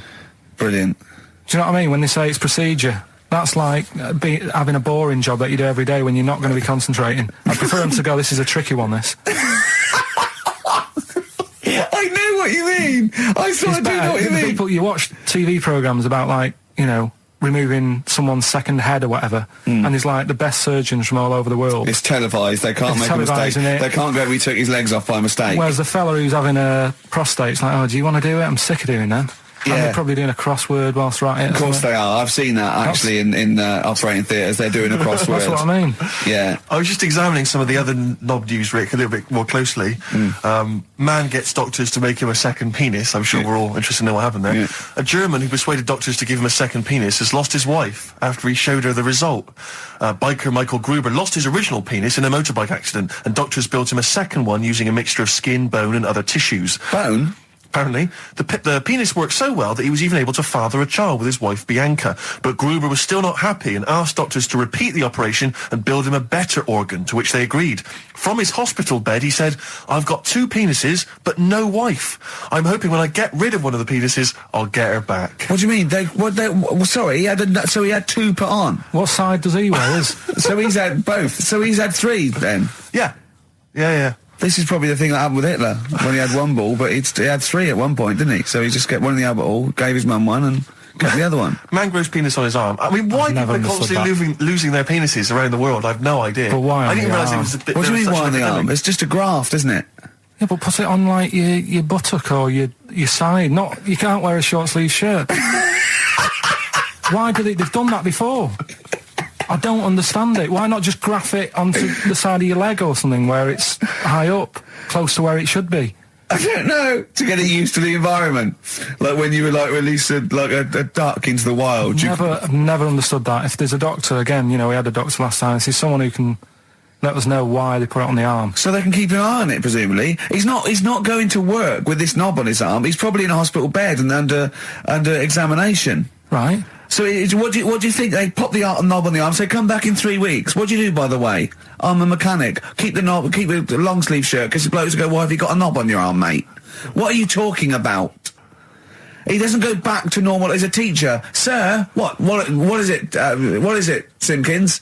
You got a knob on your arm. No, don't worry about that. Do your maths." What do you think this bloke's walking around with a big knob coming out of his arm? Why on the arm? So they can keep an eye on it. So it's not But if he's in bed, just get him to not put any undies on or whatever, and just have a little sly look at how it's going. Even in hospital, if you're in a shared, like, little hospital room, people going, "Oh, I've had heart problems. What's your problem?" He's there with his arm out. He's got his knob out. Yeah, but I don't think it counts as indecent exposure when they're grafting a knob on your arm, sticking that up the bed. Imagine if he's driving, he's just got it out the window. People driving by. Yeah. The fact that at the end Is that bloke giving me the finger? At the end of the man grows penis on his arm story, it says, a Moscow surgeon said the man will be able to have sex in a few months. He said, women will never suspect. What kind of a doctor talks like that? Yeah. I'll tell you, it's his cock now, seriously. The birds will never know. He'll be able to go berserk. Yeah. They'll never realise we grew it on his arm. That is unbelievable. Will he have a little scar on his arm, do you think? Yeah, I don't get it. Like I say, 83936 if there's a doctor out there. Or indeed if you've ever grown... Or a tailor. Making you a shirt. What side do you wear your cock on, sir? It's on my left arm. What's this? Bit of stones? Yeah, beautiful. Lay it on me. Wild Horses by the Rolling Stones on XFM 104.9.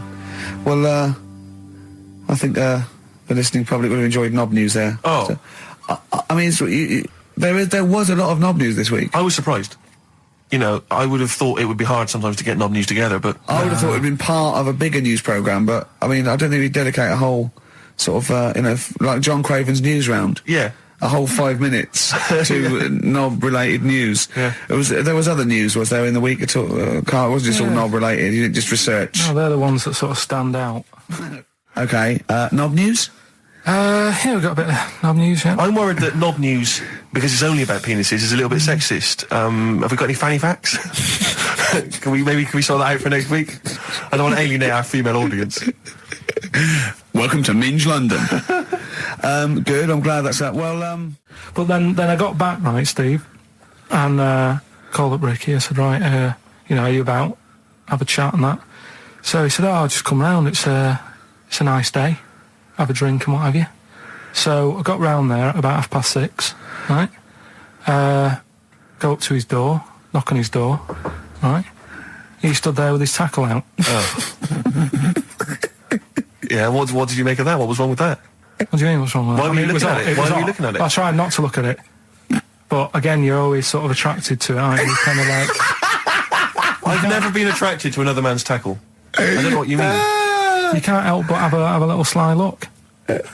Especially when it's there. When you ring the bell, and I mean the one on the door, right? And that's hanging out. And does he dress to the left or the right? It was to the left, right? yeah, it was left, yeah. Just popped it out of my shorts for him. Just popped him out of the shorts. Should have seen the state of him. Shorts on, no top, cigar. Looked like someone out of The Sopranos. It was a mess. Yeah. And then... we sat on the balcony drinking wine, didn't we? Did you pop it back in, or was it... Yeah, I popped it straight back in. I've got the laugh. Sure. I've got the laugh I wanted. Yeah. He walked in, he went, it's not that hot. Straight away, it's not that hot. Oh, brilliant. Then, was that knob news, or is there more? No, it's got more knob news. That's just a taster. Just a taster. Listen, let's play some adverts, let's play some great music, and maybe we should have some early knob news. Early knob news coming up. XFM. And it's knob news time. We're all very excited.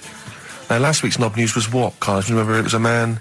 Who grew a knob on his arm. Sure. No, he didn't grow it there, did he? He put it there. Well, I know that, but, yeah. Just popped it on his arm. Yeah. A bit. Yeah. This week... That's just a recap of the week's news. Right now it's the headlines. Well, we talked about it before. Do you know the little mouse that had an ear on its back? Yeah. Sure. Right. Well, you thought he had a bad time, right? Listen to this one. Mouse walking about with us sort of wearing a monkey's testicle. They're just having a laugh. This is what I mean about a lot of scientists. What are they doing? When's that going to come in handy? I don't know what you mean. Well, they were seeing if, say if a fella loses one, right? Yeah. Hitler or whatever. And they go, well, don't worry about it. We can sort you out. I don't know what the monkey's going to do. I don't know if they keep passing them on or whatever. But the actual monkey testicle was put on the mouse, and it worked. It worked for the mouse. But isn't it? I mean, isn't a monkey's testicle quite large in relation to a mouse? Would it not look like the mouse was on a space hopper or something? Oh yeah, it didn't look good. Well, they didn't put it where its testicles would be. No, they did. They put it. Well, how could it walk then? The ear was on his back, so he could just get about. Well, I don't know. But well, you don't know, do you? You just guessed. Did they grow the monkey's testicles where the mouse testicles would? It looked stupid anywhere else, though, wouldn't it? Oh, whereas a mouse with monkey testicles, that's fine. Oh, you'd be showing off. You'd be all right. I'd prefer that than the ear. When that mouse gets put back in with the other mice, do the other mice go, George, you look different. Have you had anything done? but the weird thing is, as well, apparently it still works as a monkey. What? So, like, what are you talking about? Like the sperm and that was it was still sort of monkey. Of course sperm. it was. What are you talking about? Well, that's weird. But what, Carl? What do you? It's only a thing to give it nutrients. That's all the thing they're testing. It's like grafting at that level. Right. What's your question? Because I'm right.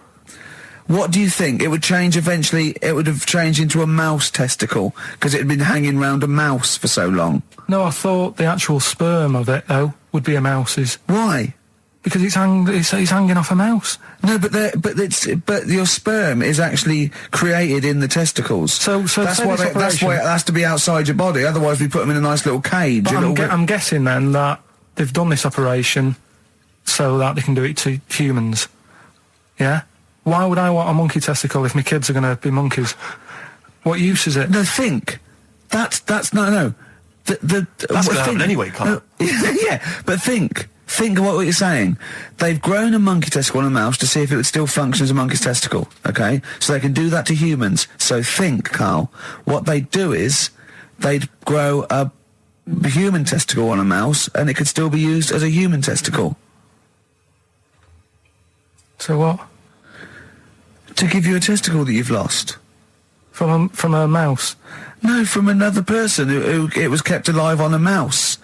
Because it's kept the nutrients alive, as opposed to keeping it in a deep freeze. Maybe bollocks go off after a week. I don't know. Maybe they get accidents. He had a little a card. Do you donate your testicles? Yeah, I'll tell you what. No one needs testicles yet. Let's keep them on a mouse. You have yours ripped off in some sort of bizarre skiing accident. You go, well, you go in a Battersea dog town. You pick the ones you want. They can grow them on anything. They can grow them on a Dachshund. Bulldogs are growing them usually, that's where you see a bulldog. Usually that's waiting for an operator. What don't you understand, Carl? Hang on a minute. I thought this was knob news, not testicle time. I don't understand why. Yeah, testicle time's not for another 10 minutes. Yeah. No, it's all sort of linked and that, though, isn't it? Well, sometimes it's linked to a mouse. But what do you think about, like, I don't know, testing stuff out like that? Is it worth it? Could you not just go straight from... But listen, Carl, I'm getting this information from you. No, if this was on Question Time and someone said there were, Dimbleby and Paxman or whoever said it, I'd think about it as a moral dilemma. You've just said you saw a mouse with a monkey testicle. What do you think of that? I don't think anything of it. I don't think anything of it is the answer, Carl, because I can't trust the info. I cannot trust anything that comes out of your mouth.